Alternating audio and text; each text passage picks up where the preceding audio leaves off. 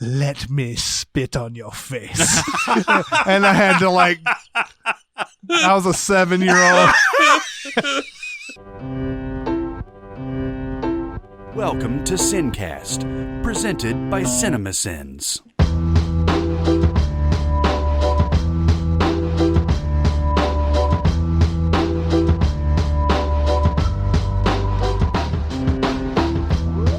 All right, everybody, welcome to the SinCast. This is Chris Atkinson from Cinemasins, joined as always by the voice of Cinemasins, Jeremy Scott. Yeah, howdy. And from Music Video Sins, Barrett Sher. Hello. And today we're going to continue the series of best of the years we've been alive, and we're all the way to 2013.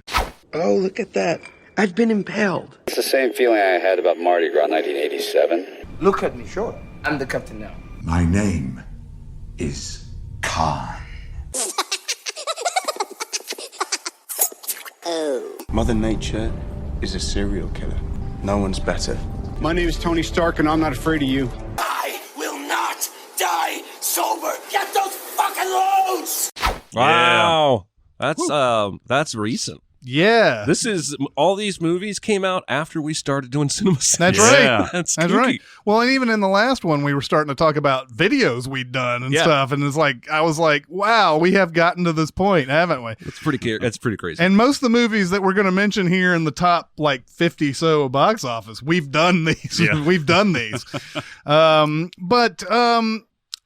It's a hard year to start off with anything, really, but I feel like the phenomenon of 2013 was Frozen. Oh, yeah. I think ultimately you're right. Yeah, there were 3 movies that made over $400 million domestically in 2013. Hunger Games Catching Fire, which we're not going to spend much time on today. Iron Man 3, which we all realize is not a very good movie. But Frozen made 400 right on the dot. Huge phenomenon. Mm-hmm. Music, it was the big thing, I believe. Really, that's what really got people in. I mean, they re-released this thing with I think the lyrics and the little dot going across and all that type of stuff. Yeah, they did all that. That music was so everywhere that we went to see it opening weekend. Holy shit. Maybe that Saturday morning, and there were kids all in that auditorium that were singing along to it. Oh, wow. I don't know if they'd seen it the night before, if there was a pre-release or something like that, but there was this cacophony of do you want to build a snowman? I was like, fuck you! Yeah. You know how... I want to watch this movie! How big a phenomenon it was that Pearl Jam covered Let It Go at one of their concerts. Oh, Did they really? Yes, and it's terrible. Oh, It's just him screaming, "Let it go!" Exactly what you would expect Pearl Jam covering Let It Go to sound like. Horrible. Oh, my God. But, that's how big a phenomenon it was. Yeah, and ultimately, I didn't understand why it was so huge movie-wise. I mean, I think it was, I definitely had fun. I didn't think it was a bad movie or anything like that. It was just, it's one of those it's a phenomenon. So you just sit there and go, okay, this must be great. Yeah. And it just never felt great to me in the whole time. Very similar to Tangled for me. I like them both. I think they're both charming. I don't think either one of them is perfect. And you're right. I don't know why one became, phenomenon and the other one was just a big hit. Yeah. And there's maybe no way to kind of predict that kind of. Yeah. I don't know. But I do think the music had a lot The to do music with it. was the biggest thing, I feel like. And then you have Josh Gad. I mean, he was great as Olaf, you know. I mean, it's a perfect casting, you know. Yeah. He's got that cartoon voice already, basically. So, but yeah, I mean, I enjoyed it. It just never wasn't really ultimately my big cup of tea. It is another movie though where they need true love's kiss at the end. Yeah. And I was just watching Enchanted with my wife last night on TV, and Disney's making fun of that whole song, I've been dreaming of a true love's kiss. And this was years before Frozen, and they still go back to it. Yeah, there was what was it? A few years ago before this, they started talking about we're not going to stop doing movies with princesses in them. And then the first, one of the first hand-drawn animated ones they did in a long time was The Princess and the Frog. Yeah. And then, Tangled was basically a princess movie. And then this is a princess movie. And, they decided, I think somebody finally just said, no, princess movies are bread and butter. They make us a lot of money. They make a ton of money. And, when you have a voice cast like this, that with Josh Gad and with Kristen Bell and Idina Menzel, all of whom have Broadway chops. Yeah. And that Let It Go song, man, and it's a great song. It's a really fun song. I mean, she did perform it at the Oscars the following year, and that's when John Travolta screwed up her name so badly. I can't even remember what he called her. It was horrible mass of consonants that didn't make any sense. I think he said India, didn't he? No, he didn't even say that. I don't think he even said close. Yeah. Like that. But I mean, it was really because Idina Menzel, I mentioned this a few episodes ago, she was in that in the movie Rent. Yeah. And a very different character. She's this big bohemian and everything. And to see her in the Ice Queen mode was kind of in animated form was kind of interesting. Yeah. Another big one that came out that I think we definitely will talk a lot about here, and it sort of set up, I think, a really good precedent. Gravity came out in 2013. Gravity sort of set the tone for like us getting one of these every year almost. Like a good sci-fi space. Really good sci-fi space, like, and where they actually think about the science of it a lot and everything. And Gravity is one of the few movies that I've watched that 3D was good, and watching it on the IMAX was totally worth it. And it's really just the simplest of stories too. It's basically Castaway in space. Yeah, exactly. And but like, I mean, I really enjoyed this a great deal because it's smart and it sort of thinks about its problems in a different way other than like, let's make sure that she's in danger all the time with some of the stupidest things ever. It's also terrifying. Yes, it is. Like, this movie makes me anxious and I mean that as a compliment because if the realism look is there, so you really believe, oh fuck, she's all alone, she's gonna die, and those first couple times the debris come through and start tearing shit up is just, it's like a horror movie almost. Yeah, very minimal music too. All you hear is that. Yeah. I do not like how they somehow get George Clooney back into this movie to help but her he's out. her Wilson. Yeah, exactly. Castaway. It is. He is. He is.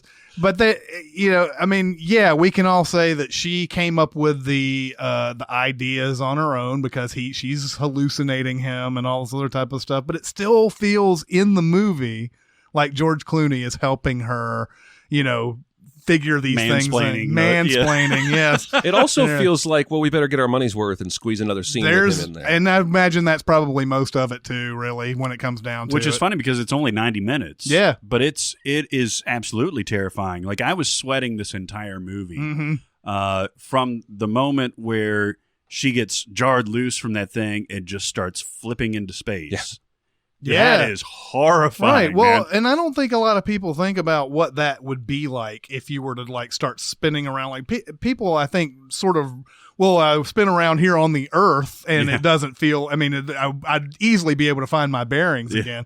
No, it's not like that at all. They did a little bit of that with The Martian too. Yep. Where, it's just like, don't get into that situation because you don't know where you might be at that point. But yeah, the whole zero gravity thing. And Alfonso Cuarón actually spent a lot of time making sure that those rules were followed. I don't know if all of them were followed, like Neil deGrasse Tyson pointed out in the Sins video. But like, man, he did an amazing job. Yeah, and I had the same feeling at the end of this where like finally I exhaled as I did with Children of Men. Which I guess is his forte. He's just really taking you on this anxiety trip. Yeah. And you feel exhausted afterwards, but it's great. It's exhilarating. Great ending too. I mean, it doesn't end with, like 1,000 people cheering as she's, and all that.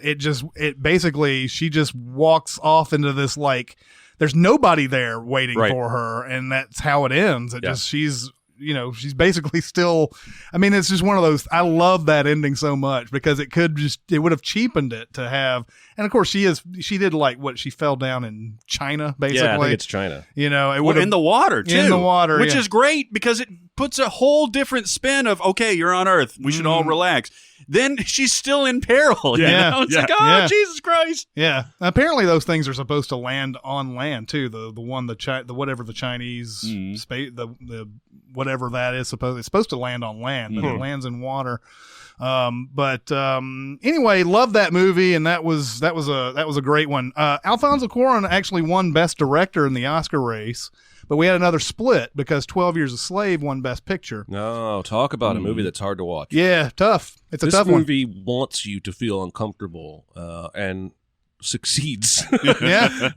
In those, at least those two scenes for me, the scene where he's getting beat with basically a paddle, where it just doesn't stop. It's like Mel Gibson in The Patriot times 10. He just keeps hitting him. And then the other one where the person is hanging, toes touching the ground and twisting while everybody in the background just goes about their lives. Yeah. And it's a really uncomfortable length, and I get it. Like, I think it has to be, in order to be visceral enough for a movie-going audience to try and somehow empathize with these characters and the actual shit they had to go through. Yeah. But boy, it's like, I think I've said before, I probably won't ever watch it again. I think he's great in it. Fassbender's great in it. Yeah, Chiwetel Ejiofor. Yeah.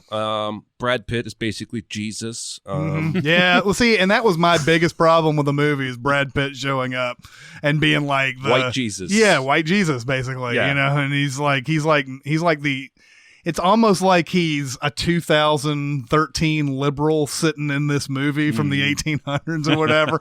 You know, I always feel uncomfortable when I see like that kind of like, I'm sure there were people like that back in the 1860s or whatever, but like he's the producer of the film too. Right. So it's another one of those things where you're like, are you just going to insert yourself and be the hero, aren't you? Another great performance by Michael Fassbender in this too. Yeah, he's on fire. He is such a bastard in this movie. And he has a big dick. Yes. Well, and this is Steve McQueen, who directed Shame, directed this. I can't imagine. I mean, both those movies are super uncomfortable, but I can't imagine like more of a difference in like what you're going to do from your first movie to your next movie. Yeah. And this one's like super deviant sexual perversion, and then you're going to go to like, you know, horrible slavery times and everything like that. But I think we're all the same in here. It's kind of it's an uncomfortable movie, and it's great. Yep. But it's also something I don't need to watch more than once. Probably. Yep. I agree. All right. What else you guys got? I want to talk a little bit about Her. Yeah. Oh, yeah. I love this movie. Oh my God. And this is one of those movies that I didn't see in 2013. I think we ended 2013 and I said, well, Gravity is the best movie I saw. And then sometime after that, I saw Her on Blu-ray at home. Maybe the gut punchiest of all gut punchy movies. Yes. I adore this movie. I want to go to this place, this mood, this feeling. I love all of the small near future details that sort of exist in the background to help you sort of buy this reality where we've advanced to the point with, you know, Siri, where your entire operating system can have a relationship with you if you want. And more than one person is experimenting with that, and we're following one of them. Oh my God, this movie is just, it's awesome, but it broke my heart. Yeah, Joaquin Phoenix in one of his best Talk ever. about being on fire, man. Oh yeah, absolutely.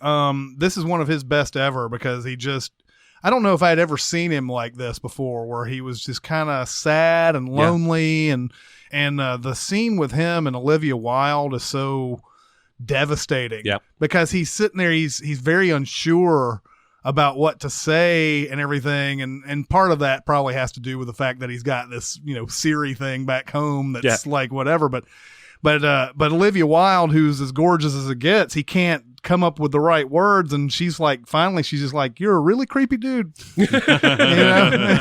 You know? And it's so devastating because they have such a great date up until the point where she's like, let's see each other again, but he's just so socially awkward and everything, and that's the thing. And here he has this, you know, girlfriend, quote unquote, that never judges him, that knows everything about him. And there's, you actually believe he's in love with this voice, and her with him. Yeah. And I think one of the most remarkable things about this movie is their chemistry, specifically because they recorded this film with another actress. It's somebody famous. I don't remember who it was. Oh, really? And after everything was shot, they brought in Scarlett Johansson, and she reread the role. Like, she wasn't even with Joaquin Phoenix when she recorded her audio. Wow. And yet, like, there's real chemistry there. Yeah. Recorded months apart. Yeah. That fascinates me. Well, that's an interesting conception of this is Spike Jonze. I believe Yes. so, yeah. Yes, it is. It's an interesting conception because every time when you get into this kind of fantasy of robots and humans, you think about like sexual robots and stuff like that. Yeah.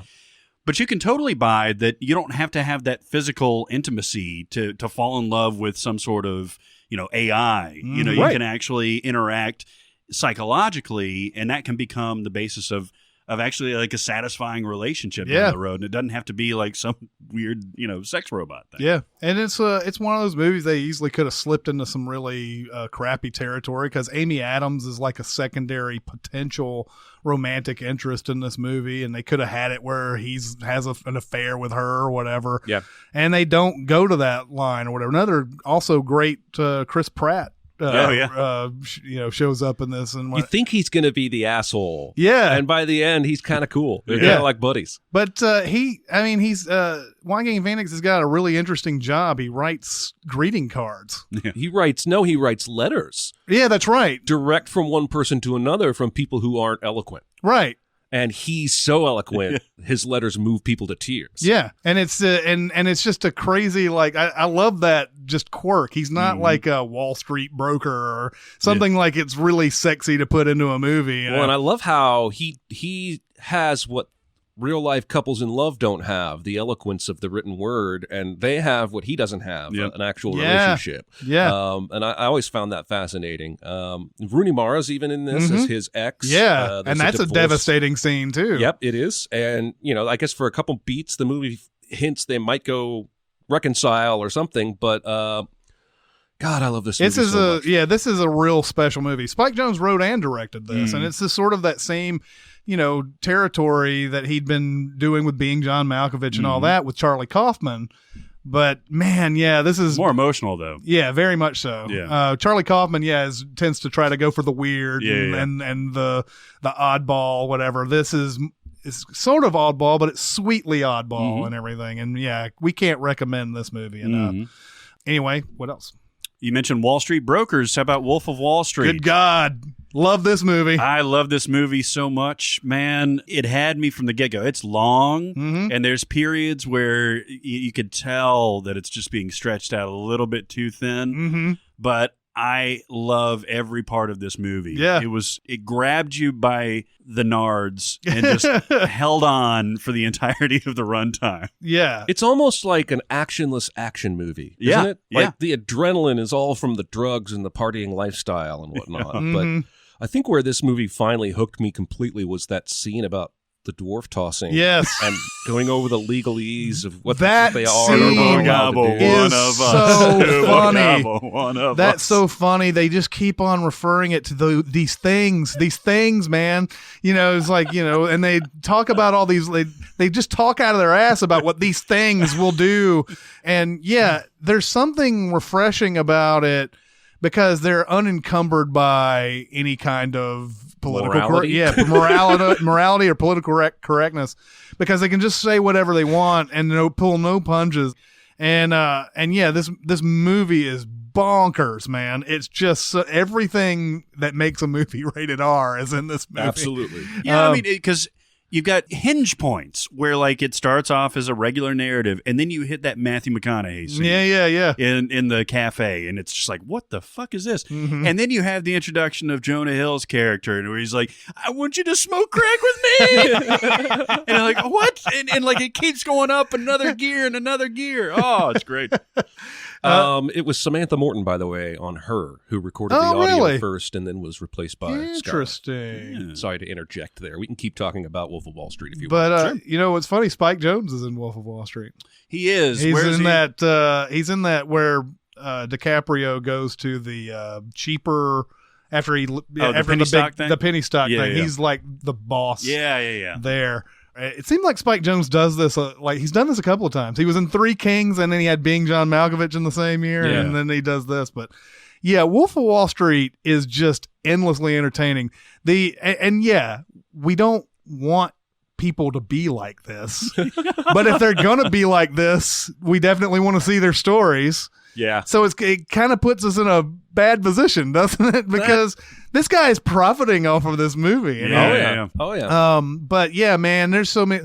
I love how he nonchalantly sees a helicopter that crashes in the ocean that was supposed to save him. A plane. Was it a plane? Yeah, the plane crashes in the ocean. Well, the plane crashes, and then you just hear him go, "Did you see that? Yeah, that was the plane that was supposed to come get him." Yeah. And then he doesn't mourn those people or anything. He just gets another idea to do something shady or whatever.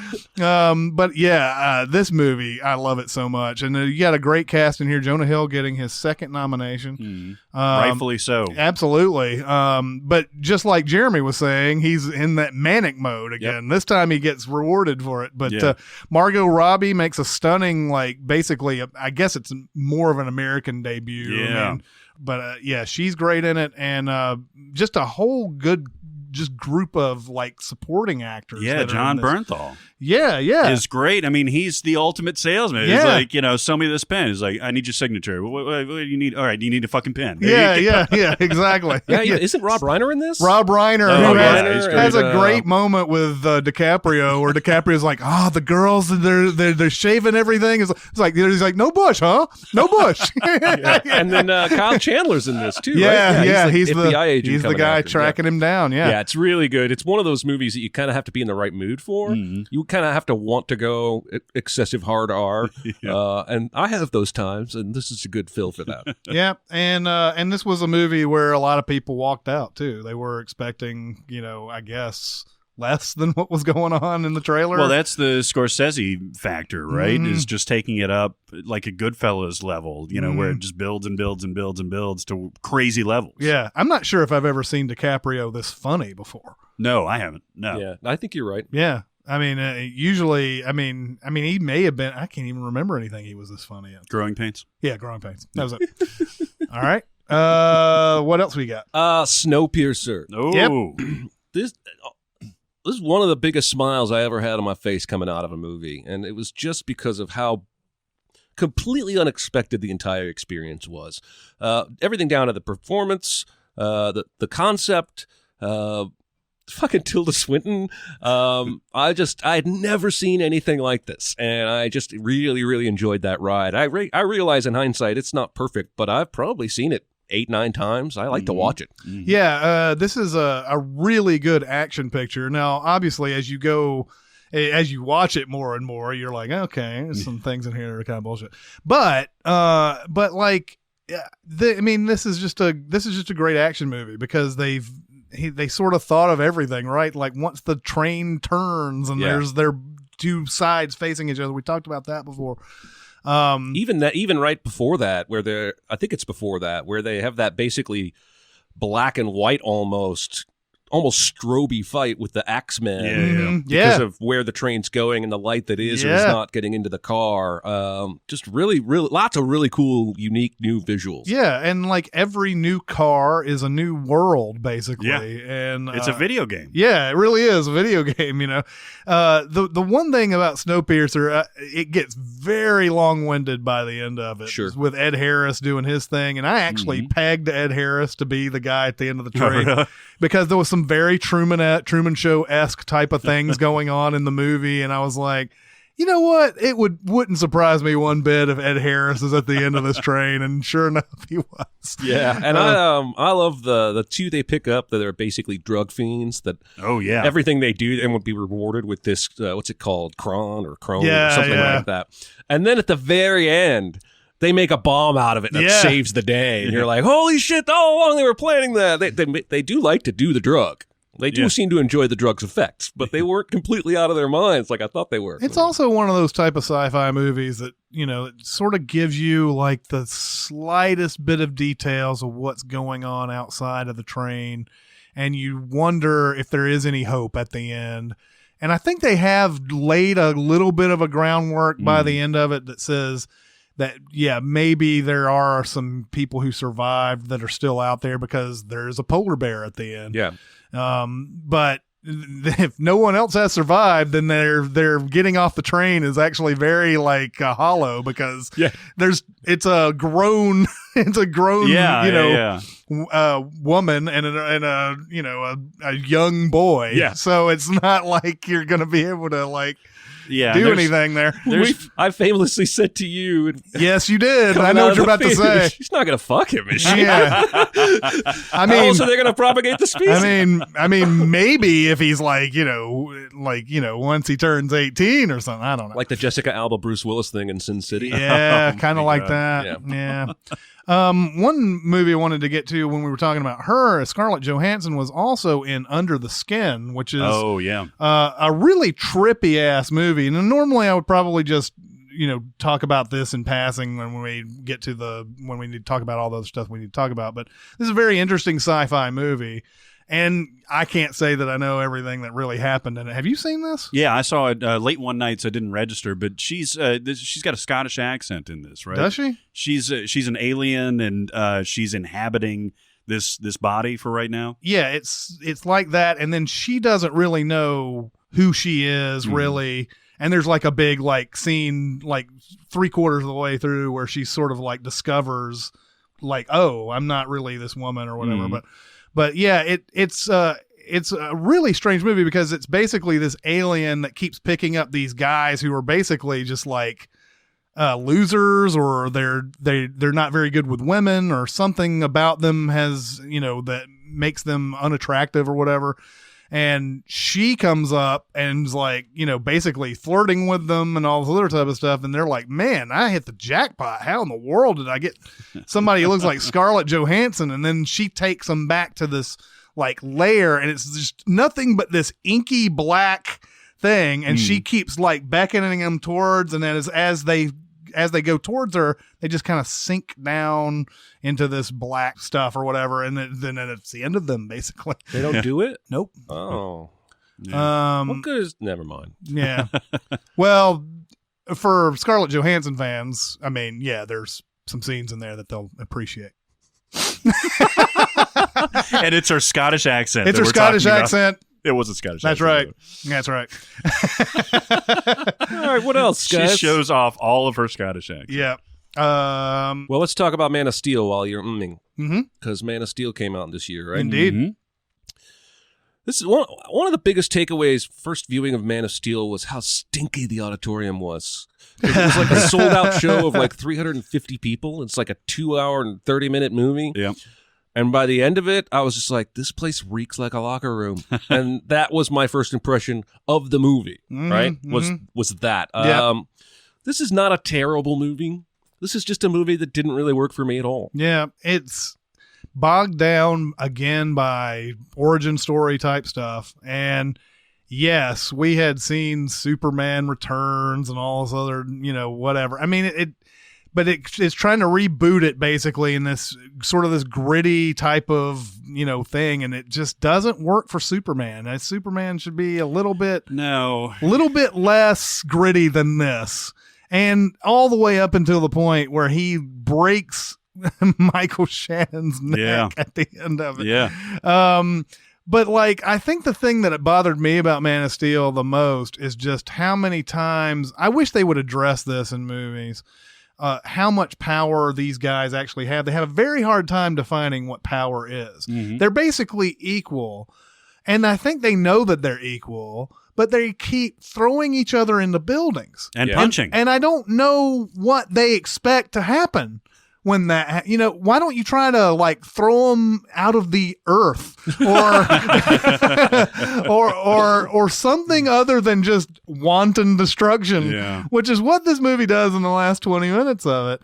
And so I just, it always bothers me with these powers these guys have. They don't really ever define them. And so it becomes the fight becomes boring because of it. And you don't know what, and then it goes on forever too. And I actually don't even understand how he's able to break the guy's neck. Yeah. That's what ends up happening is you're just like, what? Wait a minute. He's just 10 minutes ago. Yeah. Well, why didn't you do that 10 minutes ago? And then why do you suddenly have I mean, yeah, why didn't you break his arm or his leg? Aren't you both the same? So his neck shouldn't give, based on whatever. So like, yeah. But, okay. So yes, I agree with you, but shouldn't there be stronger and weaker people on Krypton? Just as there's, if you fought somebody from Earth. Well, on Krypton, they weren't superpowered. Well, yeah, I know, but they don't have the exact same power. I mean, they do have the exact same, but you know what I'm saying, though? They're still, even though they're an alien race and they're all pretty much the same. You're saying that there is some weakness there compared to Superman. Then. Yeah, and probably vice versa too. But, like he could, even though they have the same tactical powers, there would be a way that somebody could. I feel like overpower somebody. They're basically saying that anybody from Krypton who comes to Earth gets those powers, and they're as strong as there should be some sort of definition, is what I'm saying. Yeah, no, there exactly. should be an idea that he can't do that. Yeah. Superman can't do this. Okay, and then you construct a fight around that based where no, he's got him in that situation. Mm-hmm. He's not very good with that and whatever, and then you have the kill. Even like Neo in his first fight with Agent Smith, you knew Neo was overmatched, right? Because he was so new at all this. And you could have done that with Zod and said he just doesn't quite know how to use his powers perfectly yet. And just give us a one-liner or something. Explain something. Yeah, exactly. Not gonna happen. So yeah, ultimately I didn't like Man of Steel at all. But I mean, I feel like it's just too. I know that you're trying to, with Warner Brothers and DC, you're trying to get all these. You just did well with the Batman movies and everything, and you want to do something with your other superheroes that is like that. There's just something wrong about Superman being like Batman. Yeah, and then of course it comes to a head later. Yes, it does. Superman. I do want to say though, this had a really good teaser trailer. It did. Yep. That got you excited. You were like, maybe I can talk myself into Zack Snyder. And Zack Snyder, to this point, had done Dawn of the Dead. He had done 300. I know we didn't all like that, but his only real huge miss was Sucker Punch up until this point. So you're like, maybe this could be all right. Yeah, and Watchmen was mixed. You had that kind of thing. But yeah, I mean, it's just there's nothing about it. And then that whole like sucking all the metal into the atmosphere type of thing is just. Where does it begin and where does it end? Because there's stuff that's still metal down on the earth, and there's just picking and choosing whatever metal decides to go up at whatever time and everything. Just never interested me. None of that really interested me.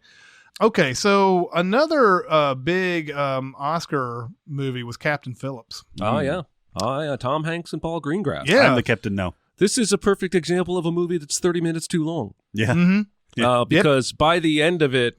Especially that part with him on the little yellow boat. Like after he leaves the main ship, it takes on that forever. Little yellow boat. It takes forever, but the payoff is still pretty great. When they fucking time the rocking of the waves with the sniper bullet and take that guy out, I wanted to cheer. Yeah. Like it made me want to pump my fist. And then Tom Hanks, of course, gives that emotional performance on the ship, getting medical treatment.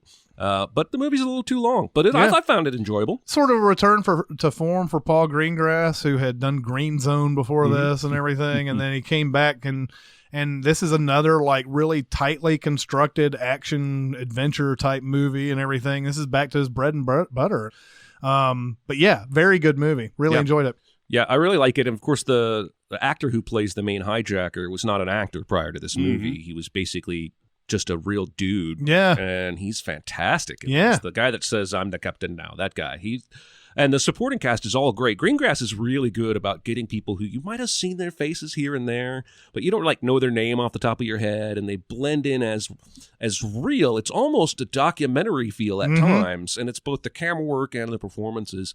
But if you like Greengrass's stuff, like the Bourne movies, United 93, I think you'd like this. Sort of where he started off too, a movie called Bloody Sunday that he started off with that had a documentary style feel of the you may know this better than I do, the Ireland Bloody Sunday. The blood. There's a lot of Bloody Sundays if you look in history, but the Irish Bloody Sunday, the one U2 sings about. Yeah, exactly. But he started off that way, where he does it very documentary style.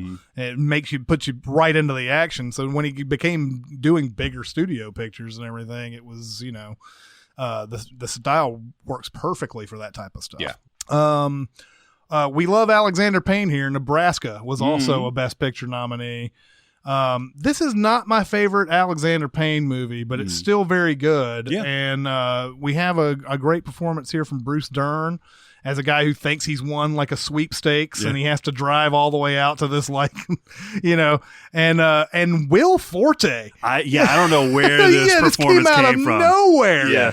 Like, I would have never guessed Will Forte would be this good in a movie. And not anything against Will Forte. I've just seen him in a lot of like dumb comedy. Yeah, I mean, nobody, because the MacGyver parody was further off, but that's kind of what he was known for, the SNL screwball stuff. And this came out of nowhere, man. Yeah, but this is a really good movie. I don't have much other to say about it other than it was just really good. Yeah, black and white too. Yeah, black and white. Went for something different. They're not all and home runs. I mean, it's kind of got that About Schmidt feel because it's a road movie and everything, and he's getting into some very small adventures on the way, like breaking into somebody's house and all this sort of stuff. But yeah, good movie. Also in the Best Picture race was American Hustle. Not so great. Not so bad. Nah, I'm about the same way about that movie. I think that movie achieved a lot more with the makeup and costumes than it did with the drama and the characters. Yeah. It ends up feeling a little flat for me. I like all those people. I think they all give good performances. I will say the scene with Bradley Cooper and Louis C.K. is like towards the end and everything. That's freaking awesome. That is fantastic because Louis C.K. plays just this like down on his luck kind of like a government guy, and Bradley Cooper is like making fun of him and everything, and there's just him making fun of Louis C.K. is hilarious in that movie. But yeah, but this is another. David O. Russell is just on fire at this point. Almost everything he comes out with gets some sort of like recognition and everything. Yeah. And he works with the same cast of characters over and over again. He seems to be a very Nolan-esque kind of guy in that regard. What else? Well, I want to talk briefly, just mention, we've talked about it so much we don't need to delve, but Locke came out this year. Oh, yeah. Tom Hardy driving, having phone conversations. Riveting shit. Check it out if you haven't yet. I'm not going to go any further. Yeah, how in the world is this riveting? Like it just I would have never guessed. And I had heard about Locke several times, even before you had started pimping it. But like I was like, yeah, okay, I don't really get it. He's on the phone the whole time. That doesn't make any sense. And then you watch it and you're like, oh God, this is just fascinating. He doesn't ever have, or very rarely has, those over-the-top acting sequences in this, which you would expect from just a single-person shot. But it's the nuances. Yeah. The only time he gets excited, really, is when he's talking about the concrete. Yeah. Where he's just like, it's all about the concrete, the pour. Yeah. And, the quiet moments, like when he's talking to his son, Tom Holland, and everything, where it's just like, it's crushing. Yeah. But it's so good. He's a guy who has, you don't know quite whether or not he's made a decision on what he really wants to do at the beginning of it, but by the end of it, you just kind of see that he's sort of resolved to what he's going to do. Yeah. And you flash back to that turn signal where he turns right instead of left, and so I could have never guessed that they could put so much into that concept. Yeah. Anything else? 2 large cast end of the world party movies. The World's End and This Is the End. Yeah. One's very British, one very American, actually specifically very Hollywood. And I enjoy watching both, but neither one are like so memorable that I want to go back to them. This is the first time Edgar Wright did a movie that I was like, just don't like the alien part in this. And that's a big part of that movie. It just like Crystal Skull, right? Where you're just like, don't put aliens in this. Keep the aliens out of it. Aliens out of this shit. A lot of the same elements of a great Edgar Wright movie are in there, and there's a lot of good stuff in it. But man, once it becomes about aliens, it loses it. It loses all of its power. I feel like this should be about him going to all these bars and finally getting to the World's End at the end and everything. And like, maybe there's, he loses some friendships and he learns some things along the way, but man, the alien thing just kind of like throws me out of it. Yeah. I like how Nick Frost traded on his Shaun of the Dead image up to this point Mm-hmm. and played a completely different character who ends up in the same spot, basically.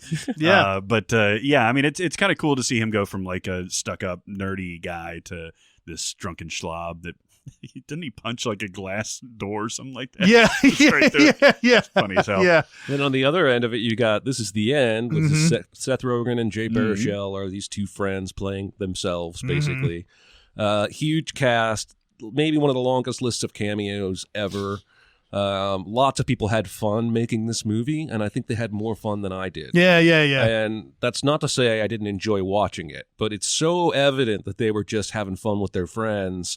And it doesn't always translate the way you think it will when you're making a movie. Yeah, a lot of good inside jokes in there and everything, talking about their own movies. Yeah. And then doing the Pineapple Express 2 trailer. That was really fun.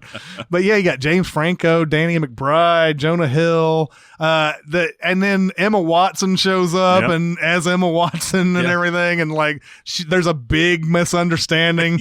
I love that.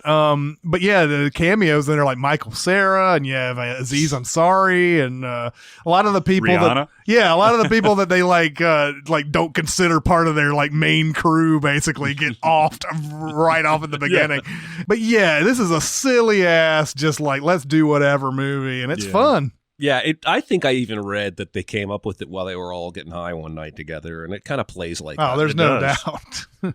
Well, continuing on the apocalyptic note, World War Z came out. I liked it. I did too. I had no preconceived associations with the graphic novel, therefore I was not offended by whatever changes they made that apparently offended lots of people. It's not perfect, but I kind of had a good time with it, and I usually don't like zombie movies. Yeah, I like it up until the point where Brad Pitt and the other girl survive the plane crash. Yeah. And then they go into what is it? The World Health Organization or whatever. And like that whole thing feels like tacked on, and they've had a lot of reshoots or whatever on the movie and everything. And I think that's one of them. But yeah, that they don't even pause to think, man, motherfucker, we survived that plane crash. What are the odds? Yeah. Like there's a South Park later that makes fun of this, and like Cartman keeps getting on planes and crashing them and keeps surviving them. Everybody else is dead. You know? You don't even have a scratch on you, man.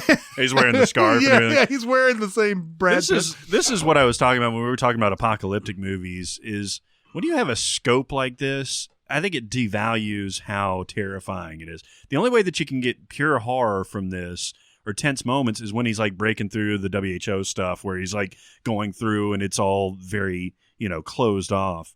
That's why, I think the best zombie movies or something like that take place from a unique perspective, from a singular perspective, instead of this whole global thing that we see all of. We see him climbing over the wall in Israel. We see them, doing all this stuff. And I think it just kind of like dilutes the whole thing. Yeah, and it's also kind of silly how when they're in that one city and like they allow all this like music to be played and stuff.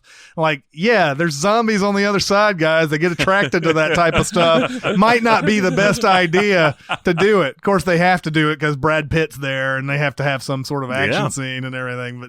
But yeah, I enjoyed it for the most part. Like I said, up into that part where it gets the World Health Organization and everything. It's it's kind of like, yeah, but I liked it. Also, let's see.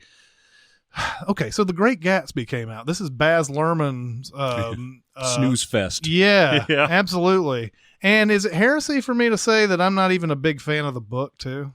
No, I'm not either. I recognize it as a classic and everything, but I hate that plot point that's later in the book and of course here in the movie and everything. I hate it so much. Yeah. The girl thinks it's the car and she runs out and gets, I mean, come on. Give me a fucking break. This movie is visually dazzling. Right. Just like what Baz Luhrmann always does. All of his movies are. And for that reason alone, I think my wife enjoyed it because it was so much fun to look at with both the settings and these, ornate mansion parties and the dresses and all the other attire. But man, it bored me to death. It's just boring. Yeah. And I found the book the same way. My brother went on a kick 10, 15 years ago reading a bunch of classics he never read in school, and he would send them to me when he was done, and I would read them. And this was one I read, and I was just like, oh. This one in Catcher in the Rye, I was like, I don't get it. Catcher in the Rye? Now, see, I love Catcher in the Rye, but no, I don't. I read that book, and I'm like, what is the point? Interesting. But anyway, another discussion for another time. After Baz Luhrmann Great Gatsby remakes movie is not very entertaining. I want to talk about Inside Llewyn Davis. okay. Yeah. This movie, this is not a good movie. No. I was I was sitting there waiting for it. I was waiting for it. I was so pumped for this movie. It's village 60s folk scene, great soundtrack, great cast. The Coens. The Coen brothers are like, they're sort of experimenting here, aren't they? Yeah, I guess so. But I'm sorry, I interrupted. No, it was you. just so disappointing. I mean, I kept looking for something in here. Now, there are great performances. John Goodman nearly saves the movie by himself. And again, doesn't get nominated because and he's the incredible. Academy hates John Goodman for some reason. Oh, man. Guy should have at least 4 nominations. He peed in their cornflakes. Yeah, I guess so. You don't want to drink John Goodman? After 10 Cloverfield Lane, though, I kept seeing all these things, how people love John Goodman and all this other stuff. And I'm like, yeah, I love John Goodman, too. Always have loved John Goodman. And never gets any love from the Academy. But he's great in this. But, and Oscar Isaac and still don't really know who he is type of role and everything. But it's a lot of basically just sit down and play music. That's basically it's Purple Rain with a more talented director. Yeah. It's exactly what it is because the songs are incredible. And it plays with time at the end of it too. Like all of a sudden out of nowhere, it's like time travel has happened in the movie. Yeah. And but yeah, it's like I said, it's like the Coens experimenting. They're trying something here. And it doesn't quite succeed. I don't know if they really care whether or not it's like that. I think they were just getting from showpiece to showpiece because the Carey Mulligan. What is there? Is it Carey Mulligan that was in that? The female love interest basically was so 2-dimensional. She basically shows up to call him an asshole and bitch about him getting her pregnant. Yeah. And it's like, all right, can we not just get a little deeper than this? You got a very small section of Justin Timberlake in this movie. He was great. Yeah, he's terrific. I really was expecting a lot more of this. Yeah, I guess I was too, but at the same time, it did feel like just a minor Coen Brothers movie to me. While I was watching it. And after I watched it, I was like, "That's pretty interesting," but I knew I was going to forget about it as soon. I mean, later on, because it does at the end of it make you think, like, "Well, wait a minute, what is there? Some sort of I don't know, sliding doors type shit coming on? Infinite loop." Yeah, exactly.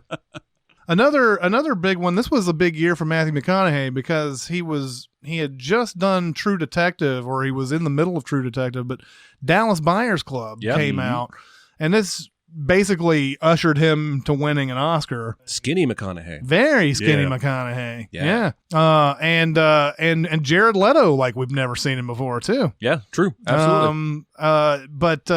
This is a good movie. I mean, it talks about the 80s AIDS epidemic and everything, and it's a tough movie, but McConaughey's great in it. He is, and Leto is also absolutely. Great, he's fantastic. I don't really remember liking anything that Jared Leto did besides like Jordan Catalano and My So-Called Life.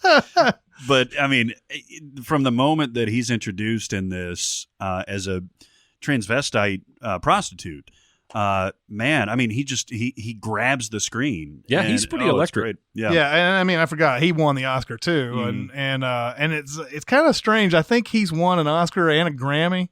I could see that. Yeah. For 30 Seconds to Mars and all that. I think. Could be wrong, but that's the more egregious part. But yeah, exactly. I mean, who cares about the Grammys anyway?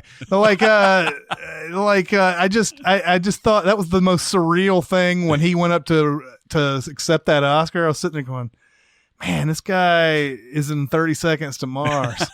Like, it just doesn't seem right, like that's what he's known for right now. Yeah, is pretty that. much. Yeah. I mean, he's not really known. I mean, he wasn't known much as an actor up until, he was known as an actor, and then 30 Seconds to Mars just sort of like, that's what he's known for now. But anyway, it's just weird. It just weirded me out. Well, let's talk about Star Trek Into Darkness. Yes. Yeah. Notable for over fan servicing, right? Mm-hmm. I think if you want to bring back Khan, since you've fractured and created a new timeline, I can buy that they're going to run into some of the same villains. But and you hire Benedict Cumberbatch, an actor's actor, and then you just retread story beats. And I blame J.J. Abrams for some of this because he went out of his way to say it's not Khan. Khan's not in the movie. It's not. He's playing. Which is weird. It's stupid. Yeah. He's playing John Harrison. Of course, that's just a feint for the audience, so that he can halfway through the movie reveals that his name is Khan. There are still lots of things about this movie that work for me. Not gonna lie. Yeah. Sulu threatening Khan with the missiles. Yeah. Yeah. The big ship that's super fast chasing the Enterprise down. I can't hate this cast. I think that's part of the problem. Yeah. But I was groaning by the end when, let's have Kirk die instead of Spock. Right. And we won't even bother with making a whole movie about him coming back to life. We'll just have that happen at the end of this movie. Yeah. Oh, let's throw some tribbles in And there. guess what? We have magic blood that can bring him back at the Tribble end. blood. Yeah, absolutely. So there's way too much trying to hit the same beats and wink at the audience that loved Wrath of Khan. And I really would rather have seen that cast tell us a new story with Khan. I've heard that this is sort of a 9/11 truther type movie. Like, Really? Yeah. There's a lot of the things that happened in the movie are 9/11 truther type stuff. Like at the beginning in London? I've never like read the entire thing. I just read that and I was like, okay, I'm better off not knowing what people think this is supposed to be or whatever. But I've read this on Cracked a couple of times Interesting. and they'll highlight it with a little link that you can click on and everything. Is like Star Trek Into Darkness is a 9/11 truther movie or whatever. And you're like, okay. I don't know what happens in the movie that makes it like that, but I don't know. That beginning is so promising. That's why it's disappointing when it devolves into that copy at the that end. montage is fantastic. Yeah. With the parents and the sick daughter and Khan approaching them.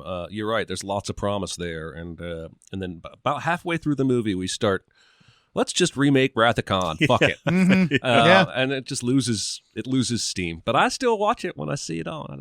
I like me some Trek.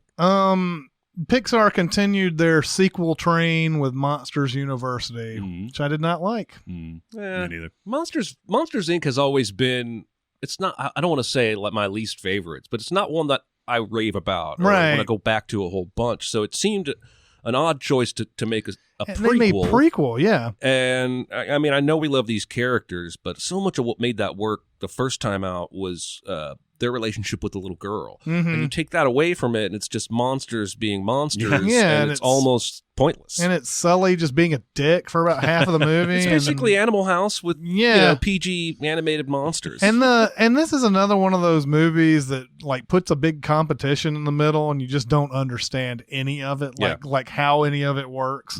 A lot of times, the whole library scene I feel like is like just rife with errors and stuff. Like just there's so many things that don't make sense in that as far as a competition is concerned.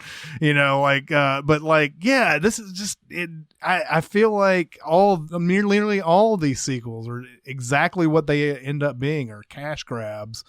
Yeah. And there's definitely some soul missing. And man, if you had talked to me 6-7 years ago, and I was going to tell you that I hated like 3 or 4 Pixar movies that came out in a row, would have been like, how is there like 10 for 10 in my mind?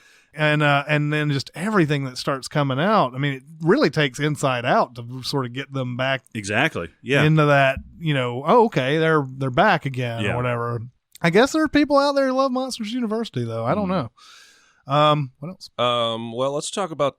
I always tie these two movies together: Oblivion and Elysium. Oh yeah, they don't really have anything in common other than some space sci-fi type elements. And Elysium does end up feeling a little bit too much District 9. Yeah. But I really liked Oblivion. Yeah, I did too. It had a cool vibe. It has a couple of cool plot twists and turns that are fun. Tom Cruise has never like offended me with the couch jumping, and I always think he's a fine actor. Yeah, I'm the same way. And then Morgan Freeman shows up for a supporting cast. I wouldn't call it an A, but I would say I like both of these movies. Yeah, solid picture. And then Elysium, man, I don't know. there's some there. I don't know. I like some of the things of Elysium. Yeah, I like Elysium. I think Jodie Foster in this movie, that's one of her worst performances, and I love Jodie Foster. Yeah. But she's trying some accent in this that just takes me completely out of it. Yeah, it's amazing that nobody said, "Hey, you should stop." Yeah, just do Jodie. Wow, After the first take, he didn't go, "Jodie, what are you doing?" Yeah, exactly. Hey, come on. Like, this isn't what we discussed, right? But I think sometimes you get an actor of that caliber and they start doing something, and a lot of times they're like, well, she's Jodie Foster. Well, and that would be applicable here, I would think, right? This guy did District 9, unexpected hit. His next movie's got Matt Damon and Jodie Foster. He probably didn't command either of them to do much of anything. Yeah. But yeah, I mean, I like both just due to the fact that they have these interesting sci-fi concepts. I always love that type of stuff when they and Elysium is a cool place too. Yeah, it really is. I mean, you know, the again, we're seeing that contrast between poor and rich people and everything, and only the rich people get to experience this awesome place. But that would be a place I'd love to hang out and everything. Elysium is awesome. And they have magic medical beds. That's the worst thing about it, is that they have that technology. They won't even share it with the poor people. Like, you're making them be poor and live in this dust bowl anyway. You can't heal this guy's heart problem. You can't. I mean, well, and think about how much profit you could make too by bringing those down to even if you just charge a nickel, you can make a bunch. Yeah, like, and it's just you could get away with anything. You're just like, oh man, I'm about to die. Okay, well, just stick you in this thing. It'll be good. Everything's good. I think that's twisted, but that's probably what I would do if I had like a magic healing machine. I'd probably fuck around and see what I could get away with. Like, I don't know. Yeah, exactly. I'm going to play that game where you spread your fingers and put a knife through it really fast. I would probably try that. Do a lot of daredevil shit, man. It'd be awesome. Broke my back. Yeah, exactly. All right, so 2013 is a bad year. I mean, after the stuff we just talked about and everything, I keep seeing stuff like Fast and Furious 6. Okay, I'm just not on board. I'm sorry. I know a lot of you love the movies, but that Fast and Furious 6 with the longest runway ever. Yeah. In the top 10, I would have never guessed this. Oz the Great and Powerful. Oh, wow. This was a low point for Sam Raimi, I think. Yeah, it was a really bad, Return to Oz and all that. Well, it's actually a prequel, basically, to Wizard of Oz. Yeah, I think so. And a lot of people I like in it, but I didn't like that movie at all. No, my wife did, and I almost had to say something. I just backed off. It felt very like later Tim Burton-esque. Well, we even made that joke in the Sins video. There are several scenes that feel like that Tim Burton made this. It's almost like Raimi consulted Burton before he shot the thing. Yeah. Has anybody in this room seen Despicable Me 2? One of the biggest hits of the... I haven't. Yeah. How'd you like that? I mean, it's fine. It is essentially forgettable. The first one I really liked. You have a lot more dependence on the Minions here because everybody loves the Minions. Yeah. And Gru, Steve Carell's character, is just as crotchety and begrudgingly sweet as ever. It reminds me of Bad Santa. You know what's great about this Bad Santa thing? I never know when it's coming up. I never know when you guys are about to say. Well, and it's funny, and I would do it just for the humor, but I've been realizing over these weeks there are a lot of movies that have that dynamic that you can tie to Bad Santa. Oh my God. I never know it's coming. But that was the fourth biggest. It was 368 million. Illumination Entertainment, man. They're basically Pixar, even though I don't think they have nearly the awesome track record. They just have an awesome box office record. Yeah. Then there is Thor: The Dark World. Yeah. That movie's just plain terrible. Even Marvel people have to realize that, right? That movie's just bad. And I remember, I think both of us, we didn't see this in the theater. Right. It came out and everybody was like, oh my God, they have taken a big step here. This is so much better than Thor and all that. And then when we watched it, it was like, oh my God, this movie is just atrocious. It's so bad. It's bad. I hate it. Yeah, exactly. There were a lot of low rent comedies. Although I think that we kind of like We're the Millers, right? I did. Yeah, I like that. Yeah, there's something about Sudeikis that I find really fun in like Horrible Bosses and the second one in this movie. I just think that guy's really funny. He's this generation's Chevy Chase. He is. Yeah, I mean he's good looking, affable, but razor sharp wit, and can just do it while smiling. He's got a great way of delivering lines that sort of belies his everyman appearance. Yep. Where, and then Jennifer Aniston, I thought this was a mini return to form for her, getting to be really funny. I enjoyed it. Isn't Eugene Levy in this? Is that the guy? It's Nick Offerman. It's Nick Offerman. Yeah. Okay. I always confuse Eugene Levy and Nick Offerman. It's funny. I read of this that's a weird one. But I read like this is about a family who's trying to port drugs across the border, and they're posing as a family or whatever. And then like Ted 2 was supposed to be basically this movie. Like Seth MacFarlane was making was writing a screenplay about Mark Wahlberg and Ted going across the border with drugs, and this movie came out and he had to change it. Oh my God. God. At the last minute. That's interesting. Yeah. Wow. So this is very, very interesting. But We're the Millers was a big surprise hit too. Made $150 million. Oh, really? Domestically. Wow. Yeah. I remember I was like, because I was like, I kind of want to see. I didn't see this in the theaters. I've seen it when it's come on HBO and stuff like that. But I remember when it came out, it just kept rolling. It was just every week there was like, wow, this is just a surprise big hit.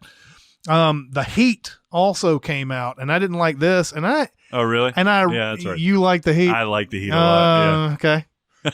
You might as well be the one to speak for it then. No, it's interesting. I like this better than I like Bridesmaids, because Paul Feig is basically, he's back with Melissa McCarthy is like the focal point. But I think Sandra Bullock as the straight woman is really grounds her in that whole development of the relationship and everything. And one of the funniest scenes of the last 5 years or so is that dinner scene with Melissa McCarthy's family when they're sitting down and they don't believe that Sandra Bullock is a woman. He's like, so what are you, lady?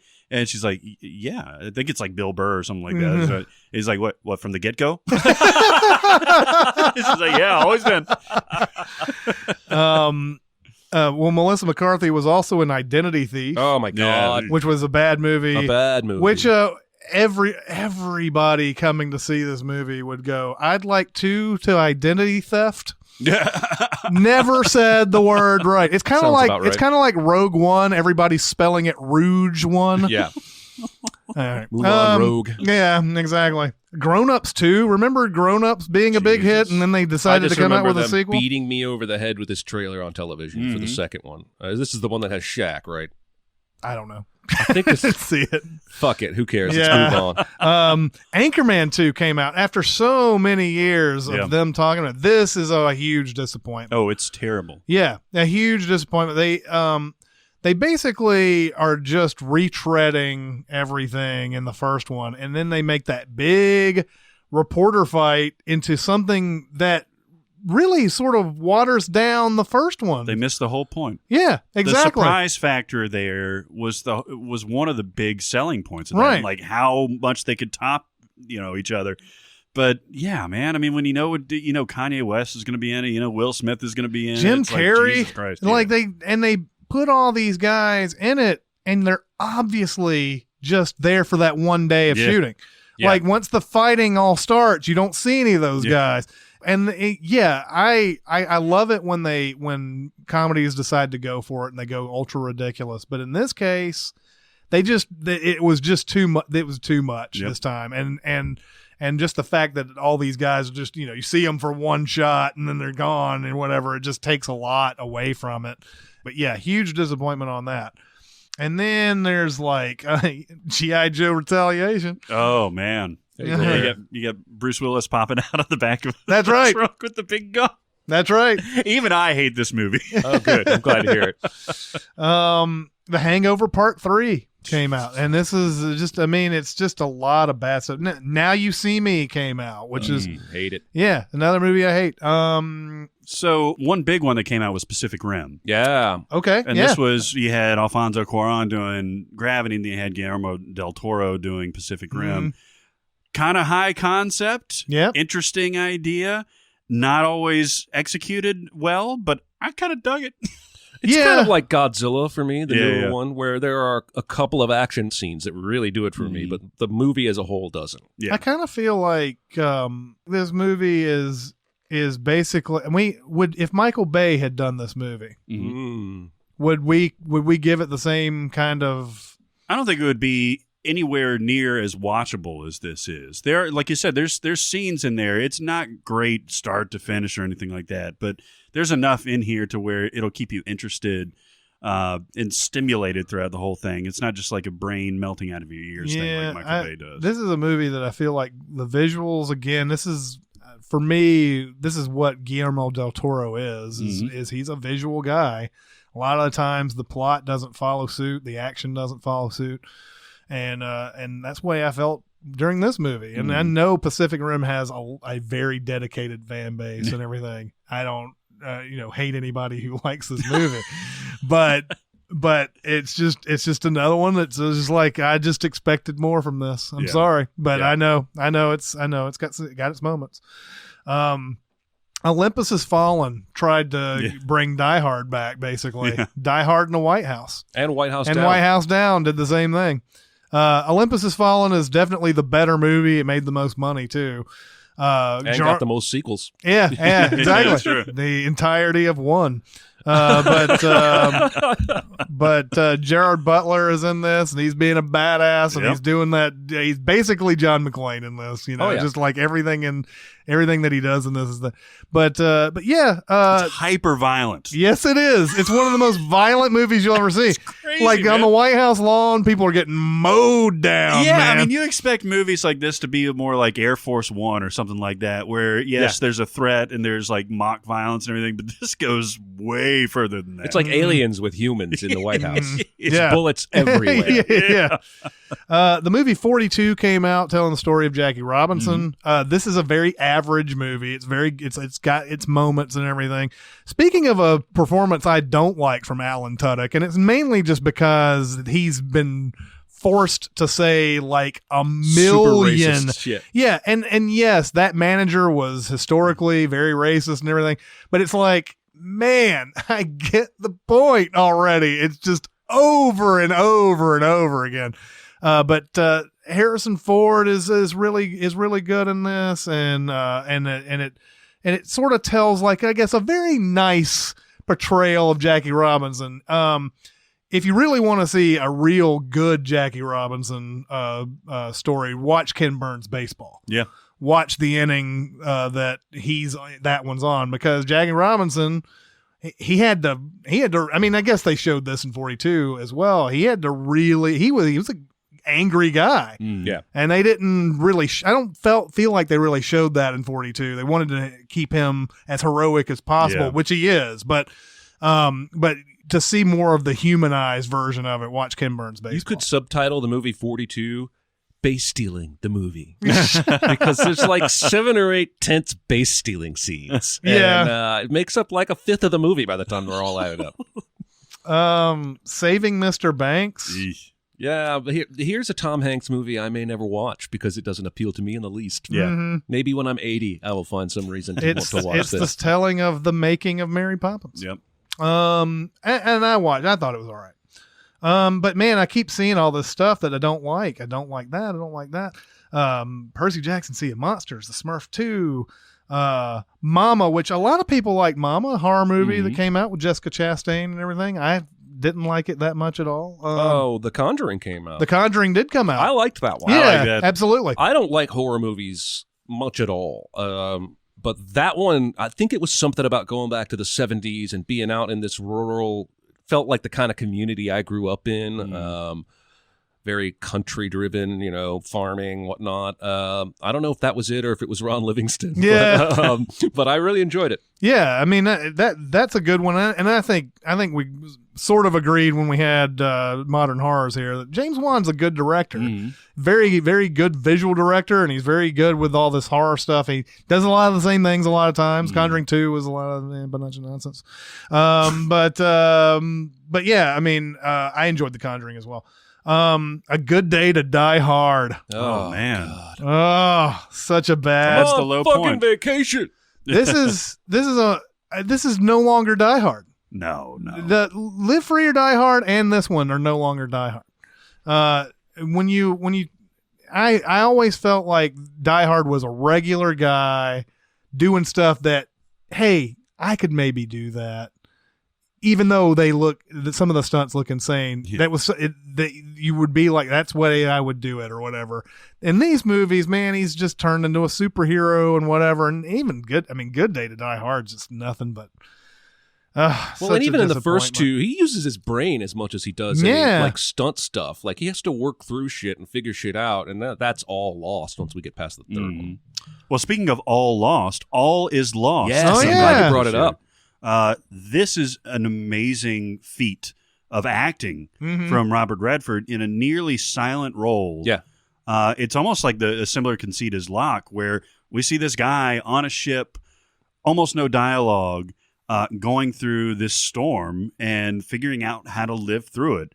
And the title is just this is one of my all-time favorite titles because it tells you, like, basically, this guy is super fucked. But they hint very strongly at the end that he's rescued. I'm pretty sure he is rescued. Yeah. So all isn't lost. But I watched this on a plane. I think Chris and I were coming back from L.A. I remember that. And I really dug it. Yeah. And I couldn't have watched this at 18 or 19, at least not me personally. I didn't have the attention span. But you really see him working things out silently several different times, and you can almost guess what he's thinking. And there's a great moment where he builds this contraption to basically pull the condensation, pull the liquid water out of his pee, so he can have something to drink. Anyway, I just think it's a fascinating movie. I really dug it. Yeah. Why don't we talk about Before Midnight? Before Midnight is the conclusion of a 3-part Richard Linklater series. Yes. Ethan Hawke and Julie Delpy. Now they're together. Mm-hmm. And just as much chemistry as each of the other 2 times out. And I would watch 10 more movies he made with these 2 as the stars. How in the world did they make three outstanding movies using this material? Yeah. I mean, the first one is just, that when they meet. The second one is just a sort of a return and just kind of what's happened in the last few years and everything. Now they're married, and the tension between them is all the way throughout it. But at the beginning, you're like, oh, okay, they're just kind of a married couple or whatever. But you can tell there's some things that are rubbed raw, and you don't really quite register it until they get into that argument in the hotel room. Yeah. And that hotel room fight, they talk about getting exhausted later and everything. Is one of those for me. You just like, oh. And then by the end of it has a happy ending. Yeah. I like the question marks though. They're appropriate. Yeah. Like you feel like, yes, they've gotten back together. Ethan Hawke has successfully talked his way back into this or whatever, but they still have those same problems. Yep. And the movie doesn't back down from that, really. I think it leaves you on that sort of a cliff there. I mean, I can't wait until they do this another, a few more years from now. I will watch the Grandpa version. I really will. Yeah. If you have good dialogue and engaging leads, you can make this movie 100 times. Yeah, as long as they have good chemistry, and they clearly do. Yeah.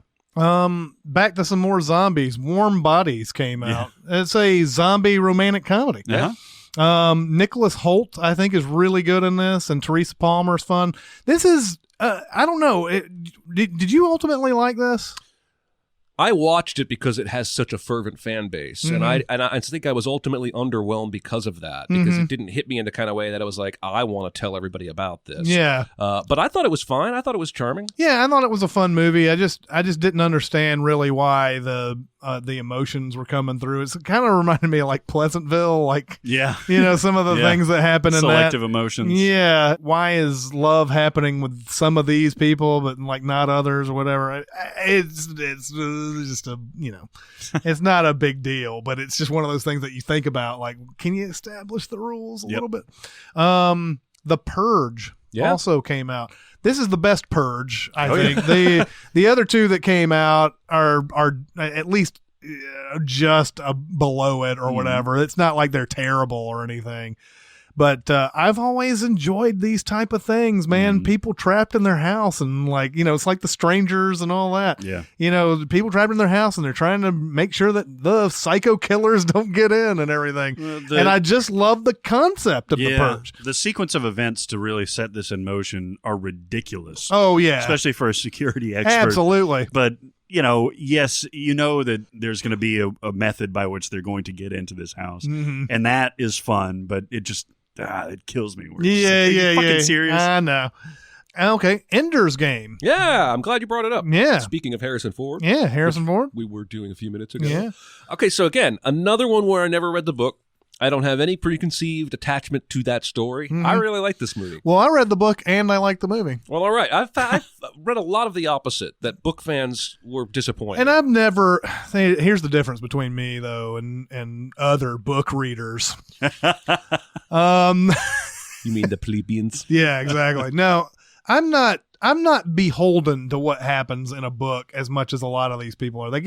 You get people who read a book like 5 or 6 times and they're just fervent fans, and there's nothing wrong with that, obviously. But they get in their idea, they get the idea in their head that the movie has to be exactly this. It's got to have every detail that's in the book in this and everything. And for the longest time, this was considered an unfilmable book because it's hard to show that story or whatever. But yeah, I watched it, and it was well after it had come out, and I'd heard all the bad stuff about it, and sat down and watched it, and I was like, oh, this is pretty much the Ender's Game that I remember. Now, I read it 20 years ago. Yeah. Oh, is it that old? Oh yeah. It's older. 80s. It's older than older than when I read. Yeah, when I read it, but I haven't read it in a long time. But I watched the movie and I was like, yeah, this is pretty much what I remember and everything. Now I'm sure if I go back and read the book and everything, I'm like, oh yeah, they totally left that out. That would have been cool to see or whatever. But I just not the same way about it. The same thing with Harry Potter books. When I read those and the movies came out and everything, they were like, you totally left this out of the book. It's like, well, that didn't really make much of a difference, did it? You just want to see it. You don't really care that it's not, know. But I enjoyed it. Prisoners. Denis Villeneuve. Yeah. This is a great movie. Mm-hmm. He's on the radar right now. Yeah. After Arrival, and I'm gonna be all over that Blade Runner sequel, even though they shouldn't have made one. I am all over it because he's doing it. Well, and now he's in talks to do Dune. Oh, really? Oh, yeah. Wow. Another book that has been considered unfilmable. And yet has been filmed a couple times. Yeah, exactly. Well, there was the one guy who tried to make it, and they made a documentary. Jodorowsky. Yeah, that's right. Yeah. And that was supposed to be bonkers. Yeah. And then David Lynch made his version, which, of course, is awful. I saw that as a 7-year-old in a movie theater. Wow. Oh, it scarred me. Is that the one with Sting? Yeah, oh, Sting, Kyle MacLachlan. Yeah, I can't do it. Yeah, and I just remember at 7, the main bad guy who's a slob, he's like this Jabba the Hutt type, whatever. There's a part where he's like, "Let me spit on your face," and I had to I was a 7-year-old. Do we really pronounce his name Denis Villeneuve? Because in my head mentally, I've just been going with Dennis Villanueva.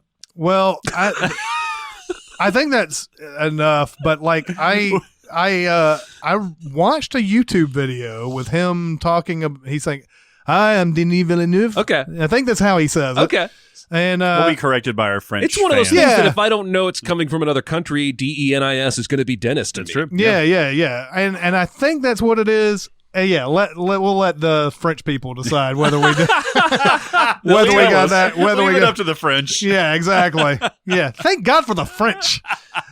How do you guys feel about Secret Life of Walter Mitty? Oh man, this is a movie that I really want to like. Yeah, that's a good way to put it. And I love this concept so much. And this is Ben Stiller directing again. It is. And directing himself. And man, I love all these fantasy sequences in there with Kristen Wiig and everything. He's having this big adventure and all that. What's missing from this, though? Heart. You think heart's missing? I think so. But one of the best trailers I've ever seen in my entire life. Yes. Because I was sold from that trailer. And then I'd almost rather watch the trailer at this point than the movie itself. But you're right. It's like Cloud Atlas for me. I've watched it 3 or 4 times. I want to love it. Yeah. I kind of just only barely like it. He's sort of like trying to find Sean Penn, who's this photographer or whatever, and Sean Penn makes like the briefest of appearances in this. Almost like he couldn't be bothered to be in this movie. But yeah, man, when I saw the same way, when I saw the trailer for this, I was like, man, this is just right up my alley. Yeah. And when you watch it, there's something just in maybe the heart. I think it might be that they tried a little too hard to tie it to like the Death of Life magazine print edition and this birth of digital journalism and the photography artists and other print artists who go by the wayside. I think they tried a little too hard to make that hit home, and it didn't really. I could give a rat's ass that they're about to publish their last episode. Yeah, I could care or issue. I could care less. Right. Anyway, After Earth came out. Bum, bum, bum, bum. This is the bottom level for M. Night Shyamalan, isn't it? Because they had taken out all of his name and all of the promotional as stuff far for this. as that is concerned, this is not his worst movie, which a lot of people wanted to say. There were some people who actually came out. I remember the reviews going, could this be the worst movie ever? That's clickbait. No, they went way too far with that. They went way too far with this, and this is definitely not his worst. I still think The Village is his worst. Even more so than The Happening? Either one.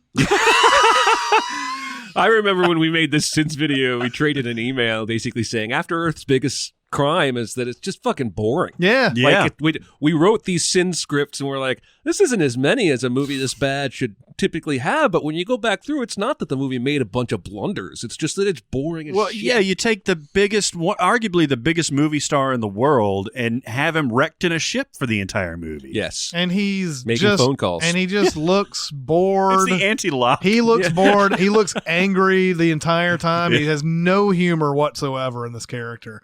That's even when he's not crashed on the planet. He has no humor. Yep. Yeah. It never, you never respond to it. If they could have made him professional, but with a little bit more something, it's, humor in there or whatever, it would have been fine. But, I don't know if the movie would have been fine. It would have been better. Also, every time somebody in that movie calls the creature Ursa, I think of rodents of unusual size. Yeah. It's not close enough to be right, but that's what I heard every time.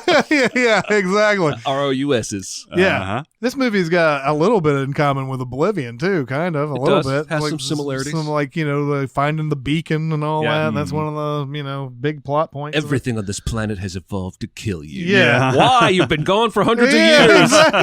Exactly. What the fuck? Yeah, I know. It's so dumb. I do want to mention one that, I have to because it's a Woody Allen movie. Blue Jasmine came out this year. Okay, yeah.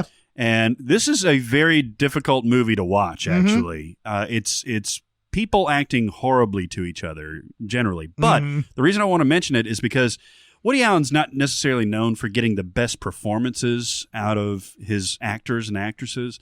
Usually the fact that it's a Woody Allen movie is the star of the show, right? The only exception would be Martin Landau in Crimes and Misdemeanors, maybe. Kate Blanchett has an amazing performance. Stunning.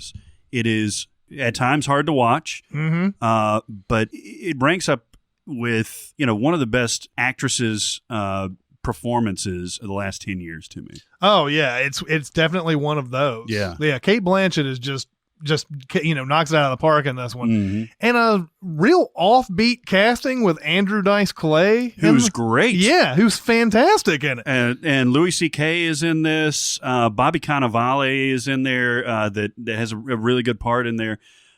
He sets it in San Francisco instead of New York. There's some scenes in New York too with Alec Baldwin and everything, but it's an atypical Woody Allen film, and it probably succeeds because of it. it's not necessarily enjoyable to watch, but it's a good watch. And Sally Hawkins, who plays her sister, is really good in this too. Yeah. Gets nominated, but Kate Blanchett wins the Oscar for this. And I think you might be right. This is one of the best performances that you've seen in the last decade or whatever. It's incredible. How good it is. What else is on here? There was a remake of Evil Dead. Like, we needed that. Ooh.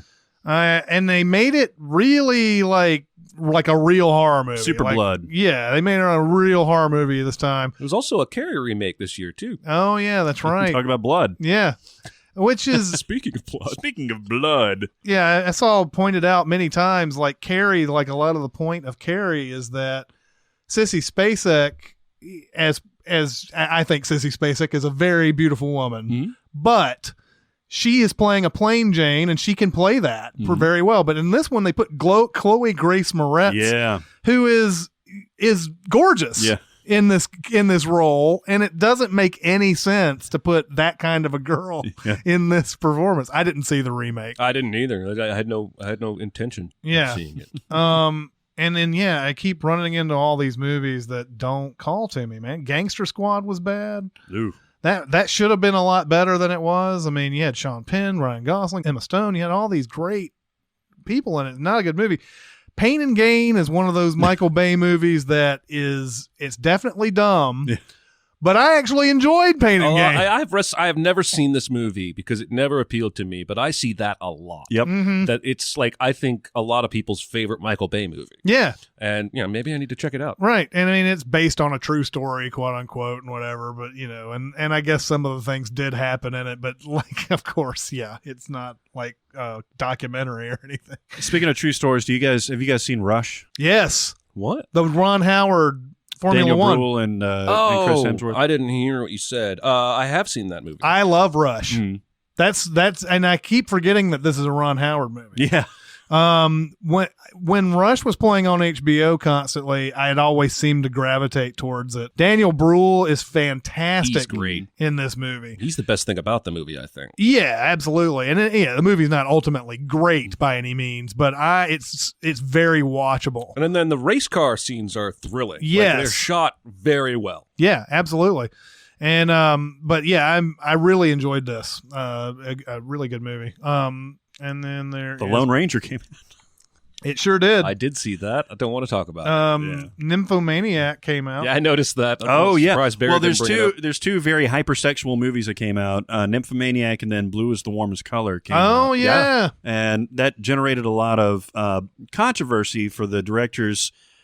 It's so touchy because now you have this stuff that came out about Last Tango in Paris and how maybe some of those scenes were unexpected for the actress. And Léa Seydoux kind of intimated that she felt uncomfortable with some of the scenes in this. Yeah, they apparently got super drunk doing this. Yeah. Which one is this? Blue is the Warmest Color? Yeah. I didn't know that. I haven't seen it. I think the controversy that I remember for this movie was that like people who were actually lesbians would come out and watch this and they'd say, you're filming this in a way that pleases men. Yeah. And I've watched the movie and I would say that is true. Yeah, sure. I mean, it was filmed by a guy and it is really an interesting coming of age film.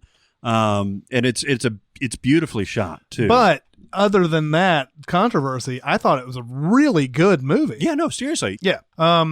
Now we just talked about Denis Villeneuve doing Prisoners. He also did the movie Enemy, which I have not seen and I'm going to see because I just saw this and I was like, I've run across this many times and I know that people have said, go watch that movie.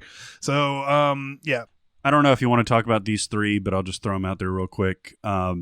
Don John. Yeah. Oh, yeah. Yeah. That's Joseph Gordon-Levitt's directorial debut. And another Scarlett Johansson movie. Behind the Candelabra. I don't know if you guys saw that. Yeah, that was an HBO. This was Soderbergh, HBO right? original. Soderbergh did this. Yeah, and Damon. Michael Douglas and Matt Damon are great in this. Yeah, they both are. Yeah, they're fantastic. Yeah, loved it. And then 20 Feet from Stardom came out. Oh, that's a documentary, right? I didn't see that. This is a really, really good documentary about backup singers. And it was on Netflix forever. It may still be on there. But one of the stories centered around the woman that sings backup on Gimme Shelter and the Rolling Stones' Gimme Shelter, and how much they've grown to depend on her and that kind of thing.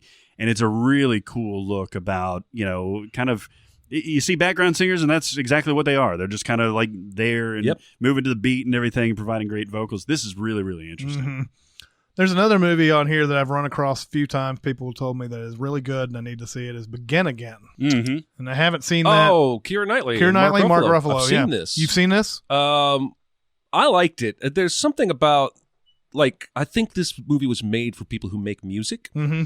And Ruffalo's playing this guy who can sort of, in an instant, visualize and hear all the various orchestration and instrumentation that would go behind a song. He discovers Keira Knightley singing at an open mic and wants to make a record with her. Mm-hmm. And the way they do it is they perform all the songs live. They track all instruments at once, and they do it outdoors. So there's ambient noise from the outdoors behind them under every song. And then they put together this album and put it out. It's a very laid-back story, very casual flow, but I enjoyed it. Yeah. Cool. The Wolverine came out, one of the most idiotic movies I've ever seen in my life. Yeah, pretty bad. Green Inferno? Oh, my God. That's an exercise in... If you ever want to test your friends and see who's going to hang on watching a shitty movie the longest, put this movie in. See if you even have one make it past the halfway point. This is excess for the sake of excess, and I have very little respect for the director after this. Very little. Eli Roth. Old Boy, a remake from Spike Lee with Josh Brolin, Elizabeth Olsen, and Samuel L. Jackson. And Charlton Copley. I love the original Old Boy. And with this kind of pedigree going into a remake, I was expecting to love the remake. And I just don't. It's not good. It's not, just pretty unnecessary, right? Yeah, it's extremely unnecessary.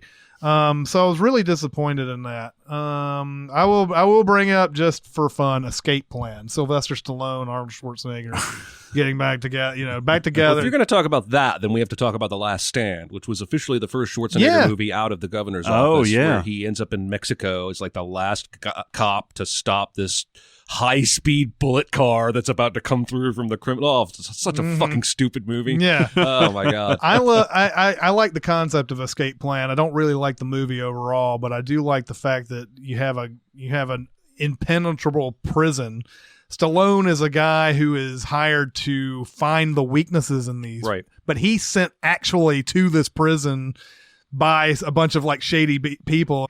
And basically, he and Schwarzenegger are trying to figure out how to beat this prison and everything. And it's a fun movie. It's not great by any means. Getting a sequel, but and I hope it's more fun. This movie could have been a lot more fun than the concept alone got me on board. But once he finds out where he is and all this other type of stuff, it's kind of. There's a little bit of a letdown for the rest of the movie, but I'm hoping that future, the next Escape Plan or whatever, is more about just the impossibility of the prison and everything, and just I love those fucking type movies, man. I just love that type of stuff. But anyway, fun movie, and now we're ready to vote. Vote her up. All right, so today's order is Barrett, Jeremy, and Chris. Woohoo! Diluted year, but I've got a very clear favorite, and it's Gravity. Nice. I saw this movie on my birthday. Nice. It was one of my favorite times to go. My poor family, because my son was too young to see it, had to go see Cloudy with a Chance of Meatballs too. And I was sitting there in Gravity having the time of my life. Yes. I loved this movie. Immediately when it came out on Blu-ray, which I don't always do, I got it and watched it probably 3 times throughout that weekend that I had it. Nice. So it is by far my favorite of this year. I cannot fault that pick. It's a fantastic movie, but I'm going with Her. Nice. Just because even movies with 2 humans having love issues have failed to impact me emotionally as much as this movie with 1 human and 1 AI impacted me. And that was surprising and shocking. And I also think this is one of those movies that takes you through various emotions because you feel true joy. I love when she's like playing him the song that she's composed. And, you get heartbreak, you get, despair, you get it all. And like you said with Joaquin Phoenix, I think this is a career-defining performance. And so that's my vote. It really comes down to 3 movies for me. And man, I don't even know if I've really decided. You're about to. Yeah, I'm about to. I got to sort of discuss this in my head for a brief moment here because both of your movies are right in that top 3. So and do everything. you want to go another round? I almost kind of want to go another round here. With that in mind, why don't we go another round? I'm going to say The Wolf of Wall Street. All right. And honestly, really, these other 2 movies are going to be up there, so it's just going to be a matter of time. So The Wolf of Wall Street is bonkers. I've seen this one more than any of the other movies of 2013, and it's just hilarious all the way throughout. It's just entertaining. It's as entertaining as movies get. I like how bright this movie is. Yeah. Like it's just, it seems to just glisten the whole way through and not in a bad way. Because there's some horrible stuff going on the whole way through. Yeah. But that's my pick, my second pick by far. I mean, that movie is just so much damn fun. Yeah. So that's it for me. All right. So my second vote is for Locke. Okay. Oh, nice. Which is basically going to put it between one of 2 movies here in a second after Chris votes, I think. This was just such a surprise. I think I've told the story before that I saw online and from friends enough I should watch this, that my brother was in town. My friend Josh came over. My brother is good friends with Josh's older brother. So we all got together and decided to put a movie in, and I suggested that. And like the movie ends and nobody said anything for like 60 seconds. We were all like floored by this movie that seems so harmless by the description. So it's got an incredible ending. It really does. Vote in with my heart there for that one. We're going to go another round because I am going to say Her for my second pick, which means Wolf and Wall Street has, and Her has first and second place votes. Yeah. So, Her is just wholly original movie, and you would never guess from the synopsis that it would be that awesome, but it is. It really is. Yeah. Wow. I'm going to go with Locke for number 3. Okay. Wow. Yeah. I love that movie so much. Yeah, it's great. I love hanging out with you guys in general. I love doing this podcast because little things like that, man, like a recommend from a friend can just really send you over the moon. I love those moments. Yeah. Yeah. My third vote is Gravity. So we're going to get into some calculus here. No, Gravity's going to win it because it's my third pick. Okay. There it is. And so first, second, and 2 third-place votes are going to put it. It's going to put it over the fucking top. And it puts an end to your 10-year losing streak. Right? No, I won last week. Oh yeah, that's right. That's yeah, right. Sure. Now I've got a winning streak. No, Nice. I don't. No, I don't. I just it's not. I didn't pick Gravity for That's my first. true. So it's another losing streak. All right. Well. Whatever. Gravity is a great movie. Gravity is a great movie. In fact, I think if you would ask me at the end of the year, I would have said Gravity was my favorite. Yeah. But I saw Her later, and I saw, Wolf of Wall Street had not quite grown on me as much as it had done until later on. But yeah, Gravity's a great pick, though. I think. And the only movie that ever inspired me to make an a cappella original song. I loved that video, by the way. I thought that was a catchy song. It was beautiful. You did the Brady Bunch thing. I sure had a lot of fun making it. Gravity. All right, so we're going to go into questions. Question. I got something to say. I want the truth. I am listening. When this comes out, it will be 2017. We will have put this miserable 2016 behind us. Happy New Year, everybody. God. So that brought up the question of what are you guys' favorite party movies or scenes? I assume that a large chunk of you people are hungover while you're listening to this. What do you mean, you people?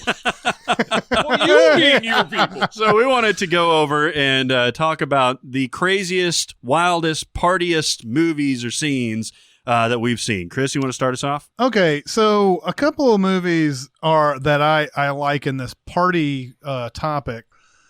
They're probably not considered good by most of the public, but Dude, Where's My Car is batshit insane. That movie is batshit insane, and I love it. I love it. And then? Yeah, and then? No, I didn't.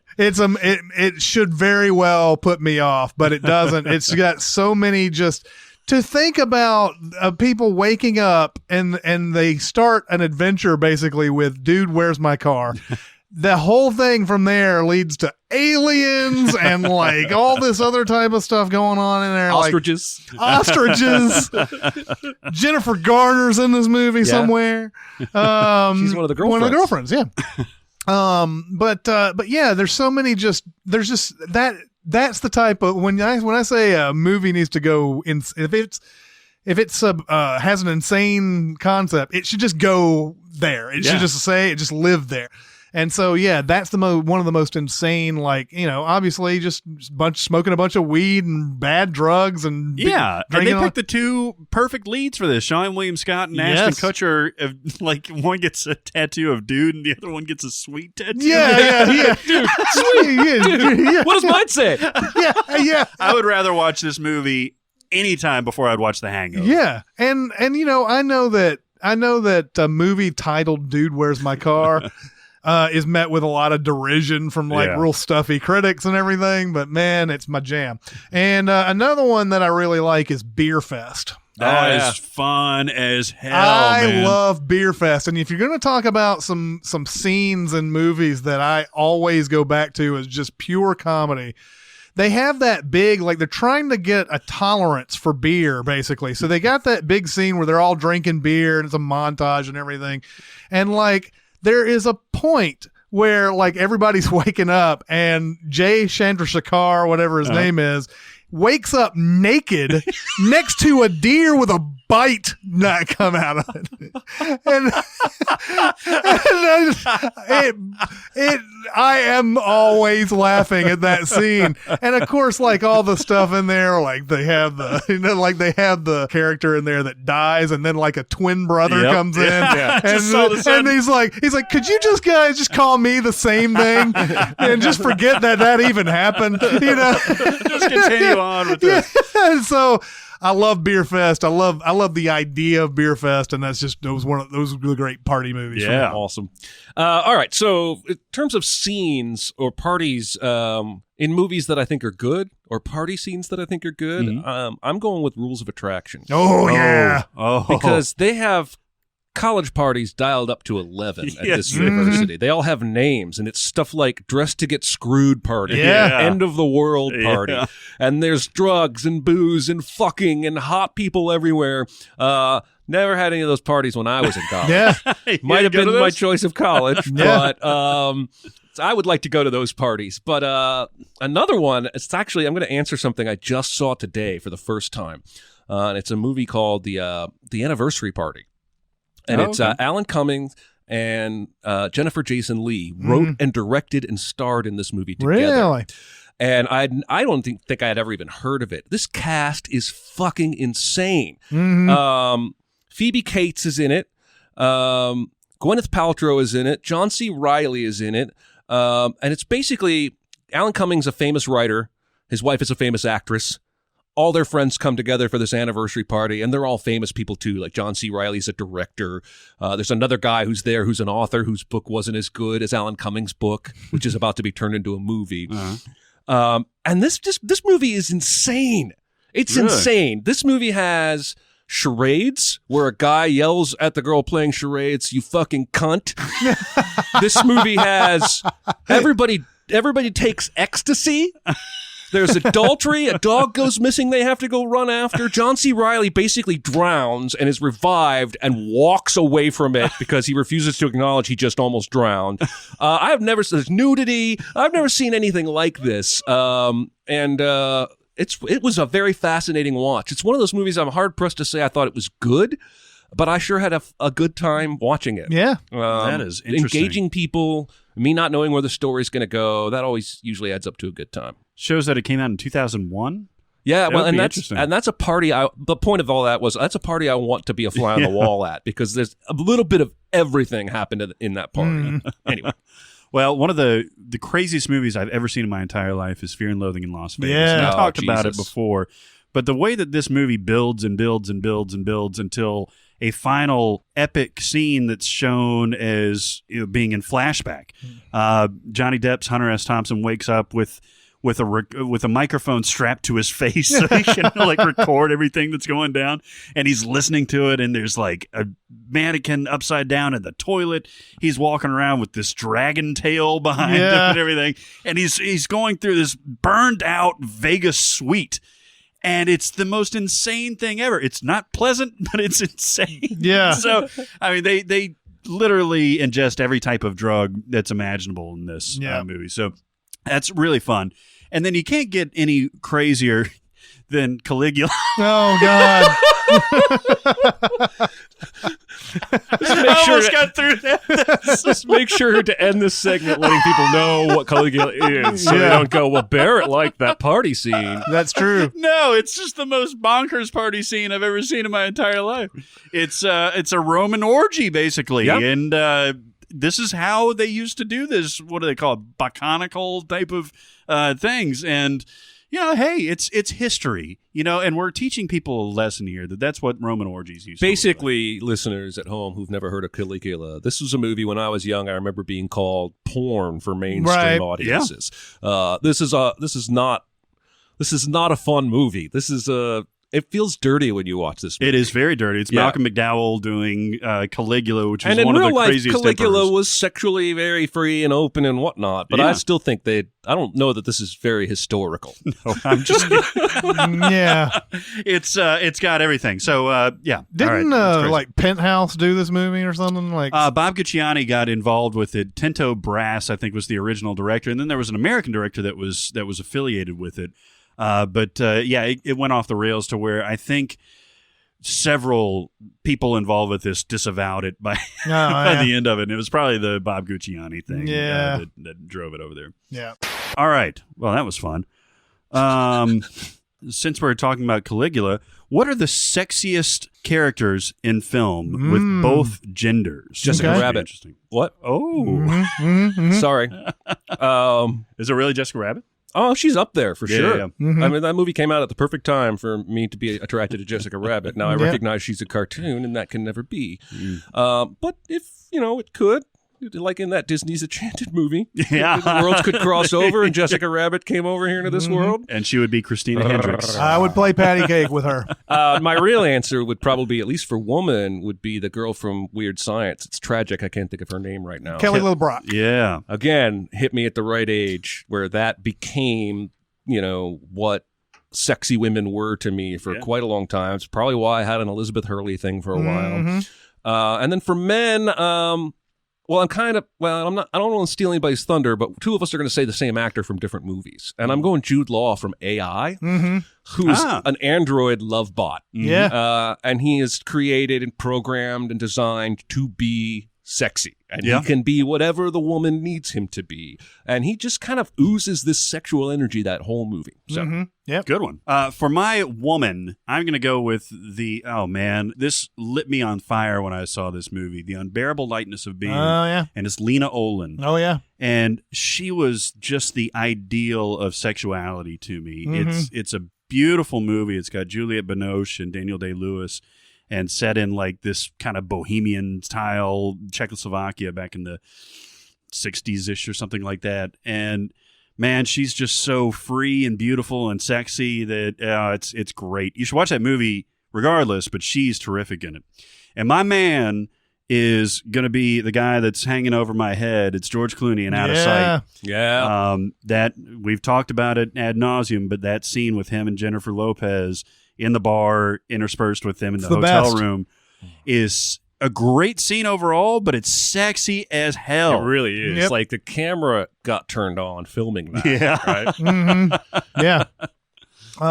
This happened very recently. Catherine Watterson in Inherent Vice. Oh, great pick. And yeah, in a way, there's some cheating here because she comes into this one scene that I'm thinking of very naked. However, even if she wasn't got a head start. even if she wasn't naked in that scene, it's extremely sexy. Yep. The way she's talking, and she doesn't even like. She comes in naked, but she doesn't even seem to acknowledge it. She just comes down, sits down on the couch next to Joaquin Phoenix, smokes a cigarette, just starts talking about a whole bunch of stuff. And you're sitting there like it's just building all the way through it. Like, is he going to finally grab her at some point? She's giving him every signal to just go ahead and grab her.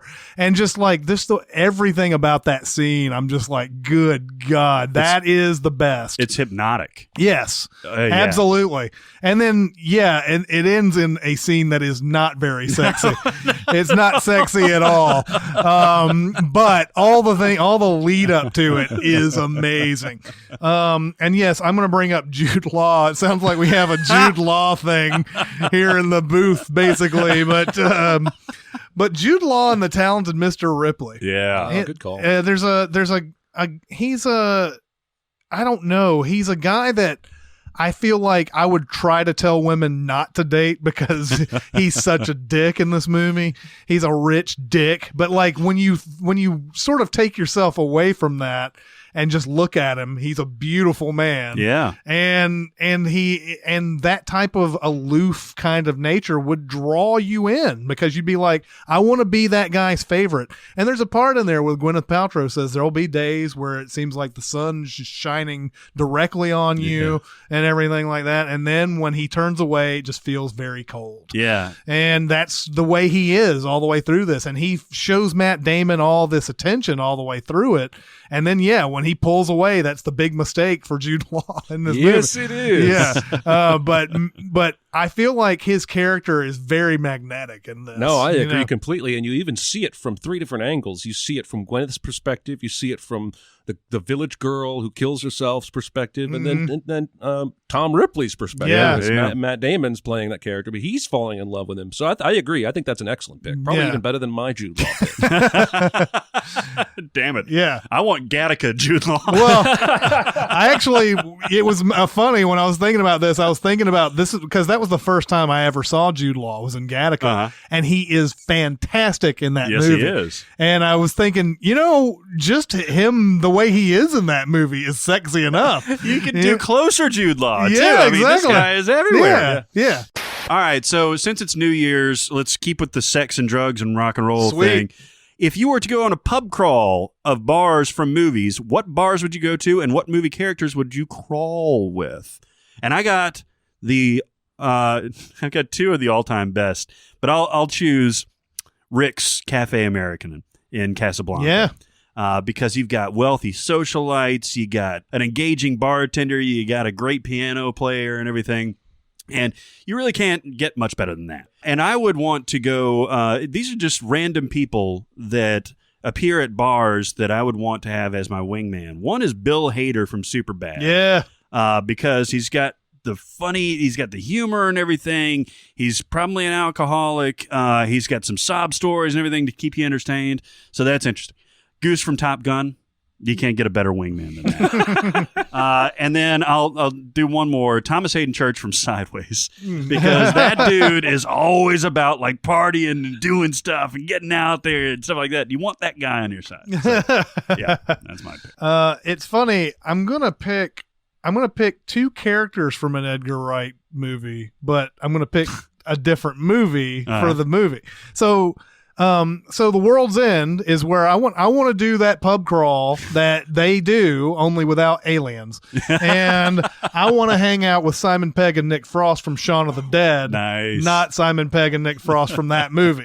So that would be an awesome pub crawl because those guys, they'll get into it and it'll be awesome. So I'm all about that. Man, I mean, you could also argue that the Hot Fuzz, when he relaxes and they have all those pints and everything, that those guys would be super fun to hang out with too. Like Simon Pegg himself would be fun to hang out with in the World's End version, but everybody else is a bunch of married stiffs and everything. So I go with the Shaun of the Dead versions of these guys. Nice. I don't know about a crawl.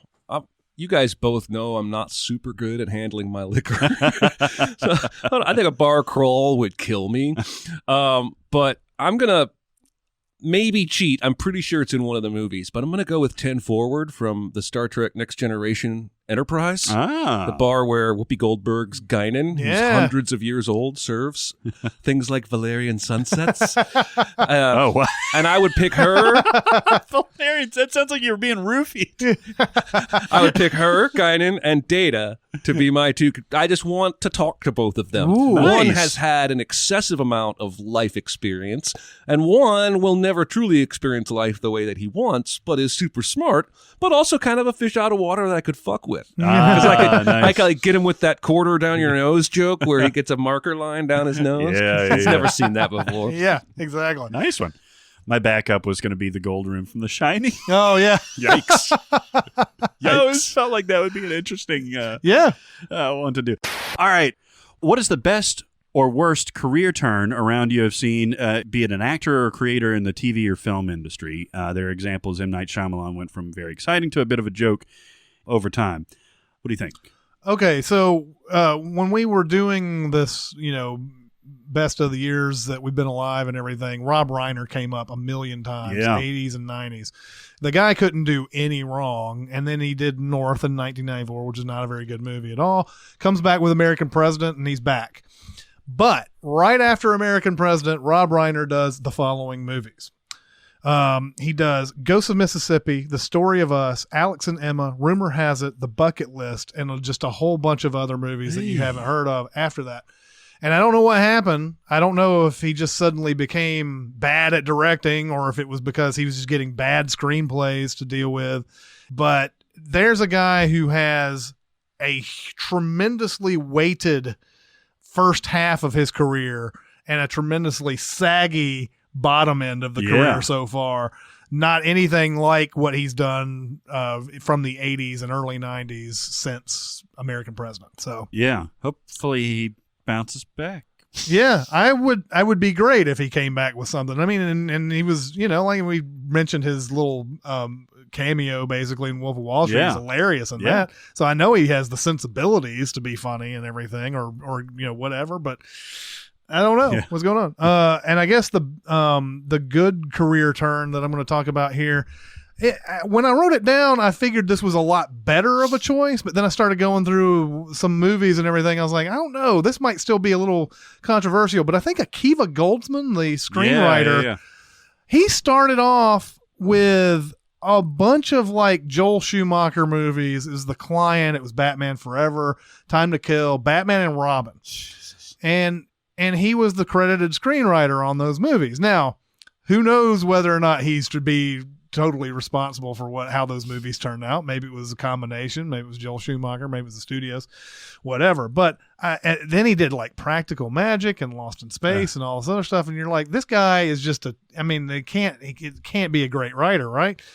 But then he writes A Beautiful Mind, and he wins the Oscar for A Beautiful Mind. Now, I'm not a big fan of that movie, but what a turnaround, right? Oh, yeah. Batman and Robin to Oscar.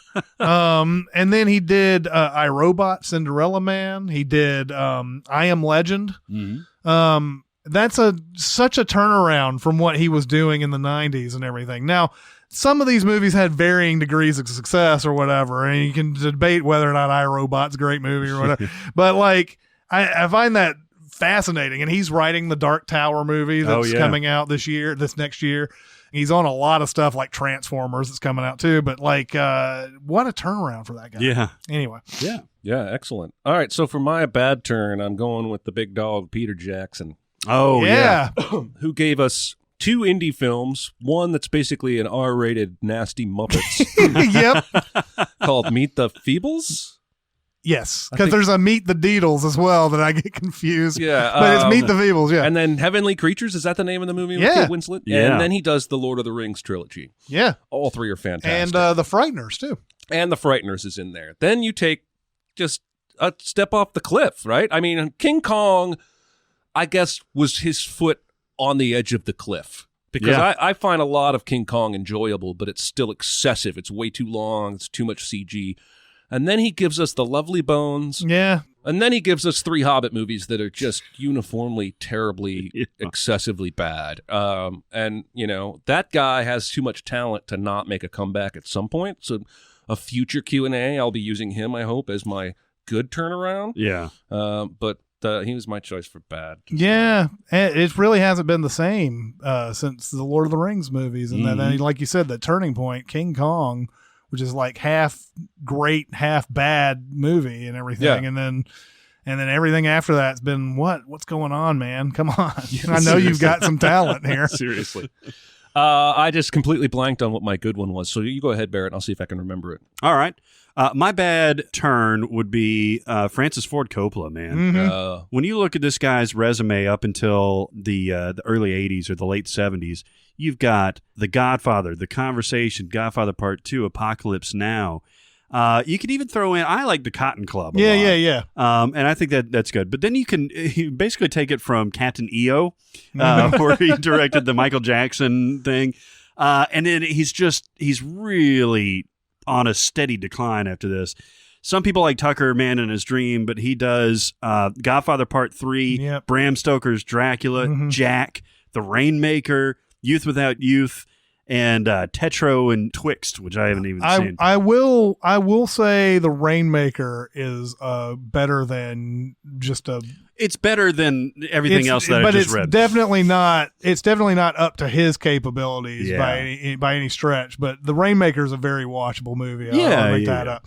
But I agree. And he's one of those such heights. But he's another one of those guys in that Easy Riders Raging Bulls book that, really started believing in his own bullshit. Apocalypse Now really is where he was believing in his own bullshit. Yeah. He was able to get that movie made for 3 years. They gave him just all the rope in the world to make that out in the jungle and go over budget and everything. And then he comes out with it and it's great. But I think, after that, it's just sort of like, yeah, I'm great, man. Just anything I do, don't need any yes men.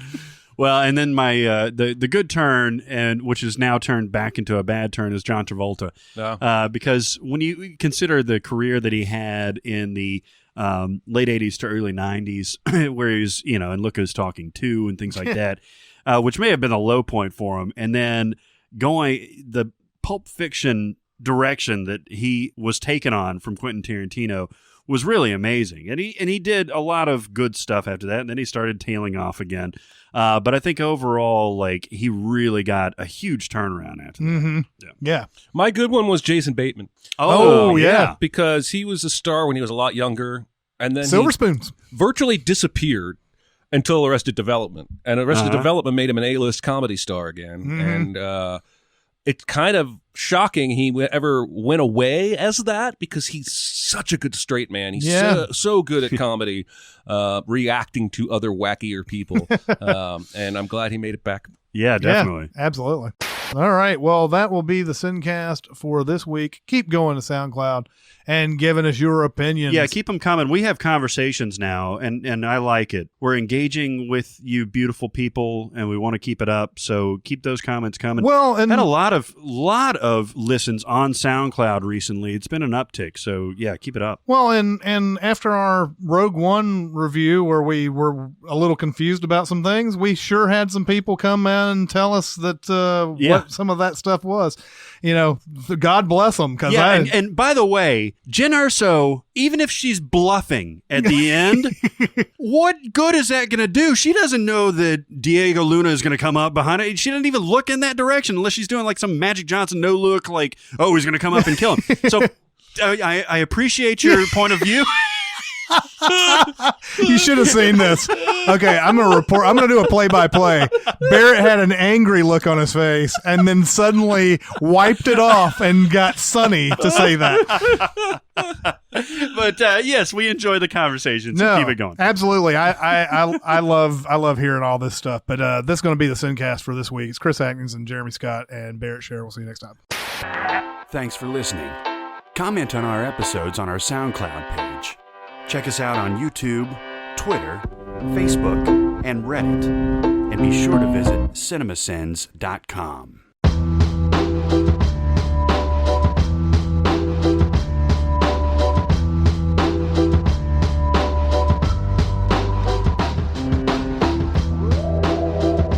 My wife came back from the grocery today, and she says, "Look what I bought." And I turn, and she's holding up a babka. Nice. And I go, "A babka," and I lean in, and it's cinnamon. Oh, yeah. And so I go, "That's the lesser babka." Make sure you check it for a hair. And she's dying laughing, right? Within 5 minutes, I'm in trouble because I won't stop making Seinfeld babka references. Like, excuse me, you sold me a hair with a cake around it? She said it was awesome. She had a slice of it or whatever. She said it was like, it tasted like cinnamon rolls, but it's real flaky like a croissant. Ooh, nice. I got to up my babka game. Yeah. First time babka's ever even been in my house. Are you sure? No.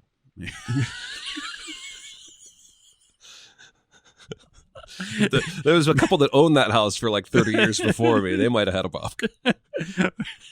They had a son named Babka. And from I could have even played that off and gotten it through, but I didn't. I went the other way. I do like that "Dear Mr. Kennedy" song. Oh yeah. Adam Driver's the third guy. In Yeah. Deep outer space. Yeah. Don't you shoot me in outer space.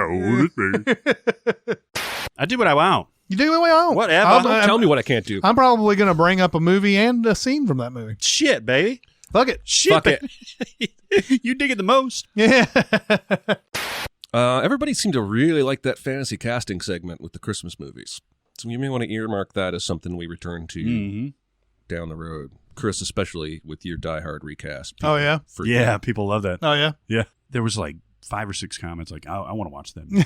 I want to watch that movie. There was a guy on Twitter today with like 600 followers who was like freaking out about it. And then on the subreddit, there were 2 guys that were like, please do this more. This recasting is awesome. So. Wouldn't that be crazy if they actually did remake Die Hard and they tried to get all those people? Yeah. Yeah. Well, but Fucking yours rad. wasn't, besides like and I think Fassbender would get talked into a lesser role. Like, you didn't go over the top. Well, yeah. I went over the top. The best pick was Bradley Cooper. I'm telling you. Yeah. My God, that's just fucking almost karmic. Almost, it's supposed to be. Yeah, it's supposed to be. Let's make sure none of this makes the outtakes. I'm going to fuck it up now. God almighty. That's terrible. This time I said 2 movies that start with D.